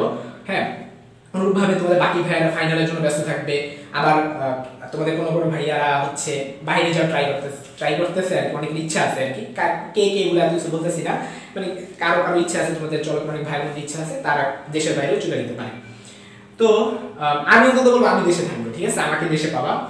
এখন কথা হচ্ছে ভাইয়া আপনার কাছ থেকে আমি কি হেল্প পেতে পারি, যেগুলো সাকিব ভাই উল্লেখ করে নাই। এবার আমি আমার মতো করে বলি। নাম্বার 1, তোমাদের মধ্যে কার ইঞ্জিনিয়ারিং এর ইচ্ছা আছে, কার ট্রিপলিতে ইচ্ছা আছে, আমি একটু কমেন্টে জানাও। আমি জানি খুব কম মানুষ, মাত্র 9 জন, অনেক মানুষ থাকবে তখন বলতে পারতো যে ট্রিপলি ইচ্ছা আছে। তো তোমাদের যাদের ট্রিপলি না, রোবোটিক্স, আমি তোমাদের বলি রোবোটিক্স ডিপার্টমেন্টটা কিন্তু পুরো বাংলাদেশের মধ্যে ঢাকা ইউনিভার্সিটিতে আছে। তুমি এখানে অন্য একটা ডিপার্টমেন্ট, অন্য একটা ভার্সিটি ডিপার্টমেন্ট তুমি আমাকে দেখাও যেখানে রোবোটিক্স আছে, শুধুমাত্র রোবোটিক্সের উপর ডিপার্টমেন্ট নতুন করা হয়েছে ঢাকা ইউনিভার্সিটিতে, আর ওটা খুব প্রসিদ্ধ একটা ডিপার্টমেন্ট। তো রোবোটিক্সের সাথে সবচাইতে মিল আছে এমন ডিপার্টমেন্ট হচ্ছে ট্রিপলি। তো ট্রিপলিতে আসলে আমাদের কি পড়ানো হয়, আমাদের অনেক কিছু আছে সিএসসির সাথে মিল, আমাদের অনেক কিছু আছে রোবোটিক্সের সাথে মিল। এখন রোবোটিক্সের কাজগুলো কখনো ট্রিপলিতে শেখানো হয় না, এগুলো আমি শখের বসে করছি। তোমরা অনেকেই আমার ব্যাকগ্রাউন্ড সম্পর্কে জানো না, হচ্ছে যে অ্যাকচুয়ালি আমি কি কাজ করছি। আমি রিসেন্টলি 3rd ইয়ার 4th ইয়ারে হচ্ছে আমি রোবোটিক্সের কাজগুলো আমি এখন আর করি না। বাট তোমরা যদি আমার যারা হচ্ছে একেবারে ব্যাকগ্রাউন্ড 1st ইয়ার 2nd ইয়ার যদি তোমরা দেখো যে অ্যাকচুয়ালি আমি তো অনেক রোবোটিক্স কম্পিটিশন করে আসছি। 1st ইয়ারে আমরা বুয়েটে গেছি, বুয়েটের বিভিন্ন টিম আছে, আমাদের ঢাকা ইউনিভার্সিটির একটা টিম আছে শুধুমাত্র ট্রিপলির। তো আমরা বুয়েটের টিমকে আমরা হারাই আসছি। কিছু কম্পিটিশন আছে, এত ডেসক্রাইবলি বলবো না, হচ্ছে অনেক আগের অথবা অনেক আগের পোস্ট তোমরা বুঝেও পাবে না, আমার আইডিতে আছে অনেক আগে। তো কি কম্পিটিশনে আমরা যেতাম ছোট্ট করে একটু বলে তোমাদের আগ্রহটা তৈরি করার চেষ্টা করি। এলএফআর কম্পিটিশন বলা হয়, লাইন ফলোইং রোবট। হ্যাঁ, আমরা কিন্তু রোবট বানাইছি। এখন তোমরা অনেকে ভাবো রোবট মানে হাত থাকবে, পা থাকবে, একলা নাচবে। জি না, রোবট মানে হচ্ছে যে জিনিসটা স্বয়ংক্রিয়ভাবে চলতে পারে সেটাই রোবট। তো আমরা কিন্তু অনেক রোবট বানাইছি। কিরকম টাইপের রোবট? যে রোবটটা একা চলতে পারে, চলতে পারে। তোমাদের গ্রুপে মনে হয় আমি এরকম একটা পোস্ট দিয়েছিলাম যে অ্যান্ড্রয়েড কন্ট্রোল কার। তোমরা অনেকেই কিন্তু রিমোট কন্ট্রোল কার দেখছো, তারপরে অনেকেই তোমাদের ছোট ভাই বোনরা খেলনা আছে না রিমোট কন্ট্রোল কার, কিন্তু মোবাইল দিয়ে গাড়ি চালানো এরকম কয়জন দেখছো? মোবাইল দিয়ে গাড়ি চালানো তোমরা কয়জন দেখছো? আমি নিজেটা বানাইছি। হ্যাঁ, মোবাইলে একটা অ্যাপ বানাইছি, অ্যাপটা আমার নিজের বানানো। আমি আগে গেমসও বানাইছি 1st ইয়ারে থাকতে। তো গেমস বানানো, অ্যাপ বানানো, অ্যাপের মাধ্যমে আমি অ্যাপের ডানে মানে 4টা বাটন 5টা বাটন আছে, রাইট লেফট, হ্যাঁ, ফরওয়ার্ড ব্যাকওয়ার্ড 4টা বাটন আছে। আমি যদি রাইটে ক্লিক করি আমার রোবটটা রাইটে যাবে, এটা গাড়ি আর কি, ছোট্ট একটা গাড়ি। হ্যাঁ, পুরো গাড়িটা আমার নিজের বানানো। তো রাইটে ক্লিক করে রাইটে যাবে, লেফটে ক্লিক করলে লেফটে যাবে। হ্যাঁ, তো এই যে পুরো কাজটা, এই কাজটাকে আমাকে কে শিখাইছে? আমাকে ভার্সিটি শিখাইছে? শিখায়নি, এটা আমি নিজে শিখছি, আমাদের টিমের সাথে স্থায়ী আমি শিখছি। তারপর আমরা বিভিন্ন কম্পিটিশনে গেছি। হ্যাঁ, এই পর্যন্ত আমি হচ্ছে প্রথম যে কম্পিটিশন সেটা হারছিলাম, বাট আমার স্মরণীয় হয়ে থাকবে আসাদুল্লাহ ইউনিভার্সিটিতে যে কম্পিটিশন গেছিলাম ওইখানে আমরা জিতছিলাম, বুয়েটে আমরা রানার্স আপ হয়েছিলাম, আমাদেরকে হারাইছিল সাস্ট, আর হচ্ছে বুয়েটটাই হারিয়ে গেছিল। বুয়েটের অনেকগুলো টিম ছিল, ঢাকা ইউনিভার্সিটির মাত্র 2টা টিম গেছিল, আমাদের টিম হচ্ছে রানার্স আপ হয়েছিল। আর হচ্ছে বুয়েটের কোনো টিম সেই কম্পিটিশন টিকে নেই, বাট বুয়েটের টিম বেস্ট, অবশ্যই বেস্ট। আমি বলবো বুয়েট সাস্ট এই 2টা টিম অবশ্যই বেস্ট, বাট সেই কম্পিটিশনে আমরা জিতছিলাম আর কি। হ্যাঁ, সাস্ট আবার আমাদের হারিয়েছিল, সাস্টের কাছে আমরা হারিয়ে গেছিলাম, তো তখন আমরা রানার্স আপ হয়েছিলাম আর কি। তো যাই হোক, এই গেল একটা কম্পিটিশন। তারপর ঢাকা ইউনিভার্সিটিতেও হচ্ছে কম্পিটিশন হয়, DUSS Dhaka university science society আছে। দেখো একদিন আমি একটা গেঞ্জি পরছিলাম, মনে হয় সাদা একটা গেঞ্জি পরছিলাম, আই ডোন্ট নো তোমরা আসলে খেয়াল করছিলে কিনা, ওটা ঢাকা ইউনিভার্সিটি সায়েন্স সোসাইটির একটা টি শার্ট ছিল। তো বিভিন্ন কম্পিটিশনে জিতলে বা অংশগ্রহণ করলে কিন্তু টি শার্ট দেওয়া হয়। তো এরকম হচ্ছে মোটামুটি অনেক কম্পিটিশনে গেছি। হ্যাঁ, তো যারা একটু সিনিয়র হয়ে যায় 3rd year 4th তারা কম্পিটিশন যায় না, তারা তাদের নিজেদের পড়ালেখা আদার্স কাজ নিয়ে ব্যস্ত হয়ে যায়। তো আমি যে কথাটা শর্টকাটে বলতে চাই, এই যে আমি যে কাজগুলো করলাম আমার একটা অভিজ্ঞতা ক্রিয়েট হয়েছে। আমি আমার জুনিয়র আছে তাদের কিন্তু অনেকভাবে হেল্প করতে পারছি। কিভাবে হেল্প? ভাইয়া এই অ্যাপটা বানাইতে পারতেছেন, অ্যাপটা একটু বানাতে সাহায্য করেন। হ্যাঁ, তারপরে ভাইয়া এখানে আরডুইনোতে এই কাজটা করতে পারতেছে, আমার মাইক্রো কন্ট্রোলারটা কাজ করতেছে না, আমি ওরকম একটা রোবট বানাইতে চাই। ইভেন মাত্র ক্লাস 10 এ পড়ে এমন স্টুডেন্ট আমাকে বলে ভাইয়া এটা একটু বানাই দেন। হ্যাঁ, তখন আমি কিন্তু তাকে ইজিলি হেল্প করতে পারি। এখন তোমরাই বলো, তোমরা চলো কি এতগুলো মেম্বার, তোমাদেরকে আমরা কেন হেল্প করবো? আমাকে এই প্রশ্নের উত্তর দাও। এই যে তোমার যদি আমরা ক্লাস নিচ্ছি, হ্যাঁ এটা তো একটা কথা। তোমাদের মধ্যে কেউ যদি আসে বলো ভাই আমার ট্রিপলিতে ইচ্ছা, আমি রোবট বানানোর ইচ্ছা, আপনি আমাকে একটু হেল্প করবেন? আমার প্রথম প্রশ্ন, কেন আমি হেল্প করব? আচ্ছা দেখি তোমাদের কে কি কমেন্ট করো। আচ্ছা সাদিয়া শারমিন, তারপর এমডি রহমত, কয়েকজন আছে দেখলাম। আচ্ছা যেটা বলতেছিলাম যে তোমাদের কেউ যদি প্রজেক্টে কোনো ধরনের প্রজেক্টে যদি হেল্প চাও, রোবোটিক্স বলো, ইলেকট্রনিক্স বলো, কম্পিউটার বলো, তোমাদের শামিম ভাই আছে, সে সিএসসি নিয়ে পড়তেছে, তার খুব ভালো আইডিয়া আছে। তারপর আমি নিজে সফটওয়্যার বানাইছি, তারপর আমি কিন্তু একজন ওয়েব ডিজাইনার, ছোটখাটো একটা ওয়েব ডিজাইনার বলতে পারো। আর ঢাকা ইউনিভার্সিটি 1 বছরের জন্য আমি ওয়েব ডিজাইনার হিসেবে ছিলাম। আমাদের একটা অর্গানাইজেশন ছিল, অর্গানাইজেশন ওয়েব ডিজাইন হিসেবে কাজ করছি 1 বছর ধরে। তো হচ্ছে মোটামুটি অনেক ফিল্ডে মোটামুটি নলেজ আছে, বাট জবে তো যাবো একটাতে, তাই না? বাট বাকিগুলো যে আমি কাজে লাগাচ্ছি না, ওয়েব ডিজাইনিং আমি কিন্তু ওইদিকে লাইনে যাচ্ছি না, আমি ওয়েব ডিজাইনার, আমি তো প্রফেশনাল ওয়েব ডিজাইনার না। হ্যাঁ, তারপর তোমাদের হচ্ছে চলকের বিভিন্ন গ্রাফিক্স গুলো যে দেখো, এগুলো হচ্ছে আমরা হচ্ছে বিভিন্ন ভাইয়ারাই বানাই থাকি আর কি। তো আমরা তো বাহিরের কাউকে দিয়ে বানাই না। হ্যাঁ, এই তোমাদের দেখো বিভিন্ন ধরনের গ্রাফিক্সের যে কাজগুলো, এগুলো তো আমরা নিজেরাই করে থাকি। হ্যাঁ, তার মানে আমাদের অভিজ্ঞতা আছে, কিন্তু আমরা কিন্তু প্রফেশনাল গ্রাফিক্স ডিজাইনার না, বাট আমাদের কিন্তু অভিজ্ঞতা আছে। এইসব ব্যাপারগুলো তোমাদের হেল্প করতে পারবো। নাম্বার 3 হচ্ছে রোবোটিক্সের সকল ব্যাপারের ক্ষেত্রে তোমার সাকিব ভাই আছে, সেও ট্রিপলিয়ার, তো ও হচ্ছে তোমাদেরকে খুব ভালো হেল্প করতে পারবে। হচ্ছে বিভিন্ন থিওরিটিক্যাল অনেক ম্যাথ সে বুঝিয়ে দিতে পারবে, ট্রিপলি সার্কিটের অনেক ম্যাথ সে ভালো মতো বুঝিয়ে দিতে পারবে। তারপর প্রজেক্টের জন্য কিন্তু অনেক ক্যালকুলেশন ম্যাথ করে ওগুলো বুঝিয়ে দিতে পারবে। আর আমার তো হচ্ছে মোটামুটি আলহামদুলিল্লাহ এক্সপিরিয়েন্স আছে, আমিও তোমাদেরকে এগুলো ক্ষেত্রে খুব ভালো হেল্প করতে পারবো বলে আশা করি, যদি তোমাদের কাছ থেকে আমরা রিটার্ন কিছু পাই, তাই না? মানে আমি হচ্ছে যে একেবারে টোটালি আননোন একজন এসে আমাকে বললো যে ভাই আমাকে একটা কাজ করে দেন, হ্যাঁ, তখন সেক্ষেত্রে আমার ইফোর্ট আর তোমরা আমাদেরকে কোনো একটা হেল্প করলা, আমরা তোমাদেরকে 3 গুণ হেল্প করে দেবো। দুইটার মধ্যে পার্থক্য আছে না, তোমরা বুঝো। ওকে, সো ওভারঅল এটাই বলতে চাচ্ছি, তোমাদের নিজেদের পড়ালেখা ঠিক রাখো। হ্যাঁ, আগে যেভাবে মিশ্রণ ছিল সেভাবেই থাকো। আর মডারেটর হইতে কিচ্ছু না, জাস্ট দিনে আধা ঘন্টা করে, অলরেডি অনেকে মেসেজ দিয়েছো যে মডারেটর হইতে চাও। হ্যাঁ, মানে এমন বলতেছি না মডারেটর হইতে হইব, আমরা মডারেটর পাইতেছি না। অলরেডি আমাদেরকে অনেকে পার্সোনালিও মেসেজ দিয়ে দিছো, পেজও মেসেজ দিয়েছে যে ভাই মডারেটর হতে চাই, বাট আমরা চুজ করবো দ্য বেস্ট ওয়ানগুলোকে, যারা খুবই বেস্ট আমাদের গ্রুপের জন্য, যাদের ডেডিকেশন আছে, যারা নিয়মিত আমাদের ক্লাস করে, যারা হচ্ছে আমাদেরকে ভালোবাসে। ঠিক আছে, সো ইনশাল্লাহ আমি কথা না বাড়ে আমি তোমাদের এই জিনিসগুলো এখানে শেষ করে ফেলতেছি। তোমরা যে কাজগুলো করবা সেটা হলো আগের মতো অ্যাটেন্টিভ থাকবা, এবং অবশ্যই চলকের ভাইয়াদের সাথে থাকবা। এটা উপকার কি হবে? খালি পড়ালেখাই তো সবকিছু না ভাই, তোমরা জাস্ট আমাদের সাথে লাস্ট টাইম থাকা দেখো যে আমরা কত পরিমাণ হেল্প করতে পারি। হ্যাঁ, তোমরা তো আমাদের পার্সোনাল স্টুডেন্টকে চিনো না, আমার এমনও পার্সোনাল স্টুডেন্ট আছে, সেই মনে করো 3-4 বছর আগে সে এখনো আমাকে মনে রাখে। কয়জন স্টুডেন্ট তার টিচার, তোমরা বলো আজ থেকে 3 বছর আগে তোমরা কয়জন তোমাদের ভাইয়াকে মনে রাখছো? 3 বছর আগে পড়ছো, এখন পড়ো না, কয়জন ভাইয়ার সাথে তোমরা এখন যোগাযোগ রাখো? এখনো আমার স্টুডেন্ট আছে হচ্ছে দেখলে হচ্ছে আরো সম্মান রাখে, সে আগে যেমন সম্মান রাখতো এখন সেরকম সম্মান রাখে। আমি খোঁজ না নিতে পারলো, আমার খোঁজ নেয়, এরকম স্টুডেন্ট এখনো তৈরি করে রেখে দিতে পারছে। তো শুধু পড়ালেখা তো সবকিছু না ভাই, একটা ফিউচার হবে না, তোমার একটা জব দরকার না, তোমার একটা ক্যারিয়ার দরকার না, ওইখানে তুমি একলা একলা এই রাস্তাটা পার হইতে পারবে জীবনে? তোমার কি মনে হয় কখনো কি কেউ একা একা একটা হিউজ একটা রেসপন্সিবিলিটি নিতে পারে? না, তাদের একটা গাইডলাইন দরকার হয়, তাদের একটা বড় ভাই, বড় আপু, বাবা মা, শিক্ষক, একটা গাইডলাইন দরকার হয়। সেই গাইডলাইনটা আমরা দেওয়ার জন্য প্রস্তুত। তো অনেক কথা বলে ফেললাম। তো আগামীকাল কিন্তু তোমাদের নিউটন বলবিদ্যার উপর এক্সাম। তো আগামীকালকে এক্সামের জন্য তোমাদের পুরস্কার আছে, যে ফার্স্ট হবে তার জন্য বিশেষ পুরস্কার রয়েছে। আর কি তোমরা জানো আমরা যে সিম্পল যে পুরস্কারটা রাখি ওইটাই, মোবাইল রিচার্জ। তো আজকে এতটুকুই। তো যারা লাস্ট পর্যন্ত ছিল সবাইকে ধন্যবাদ। আসসালামু আলাইকুম।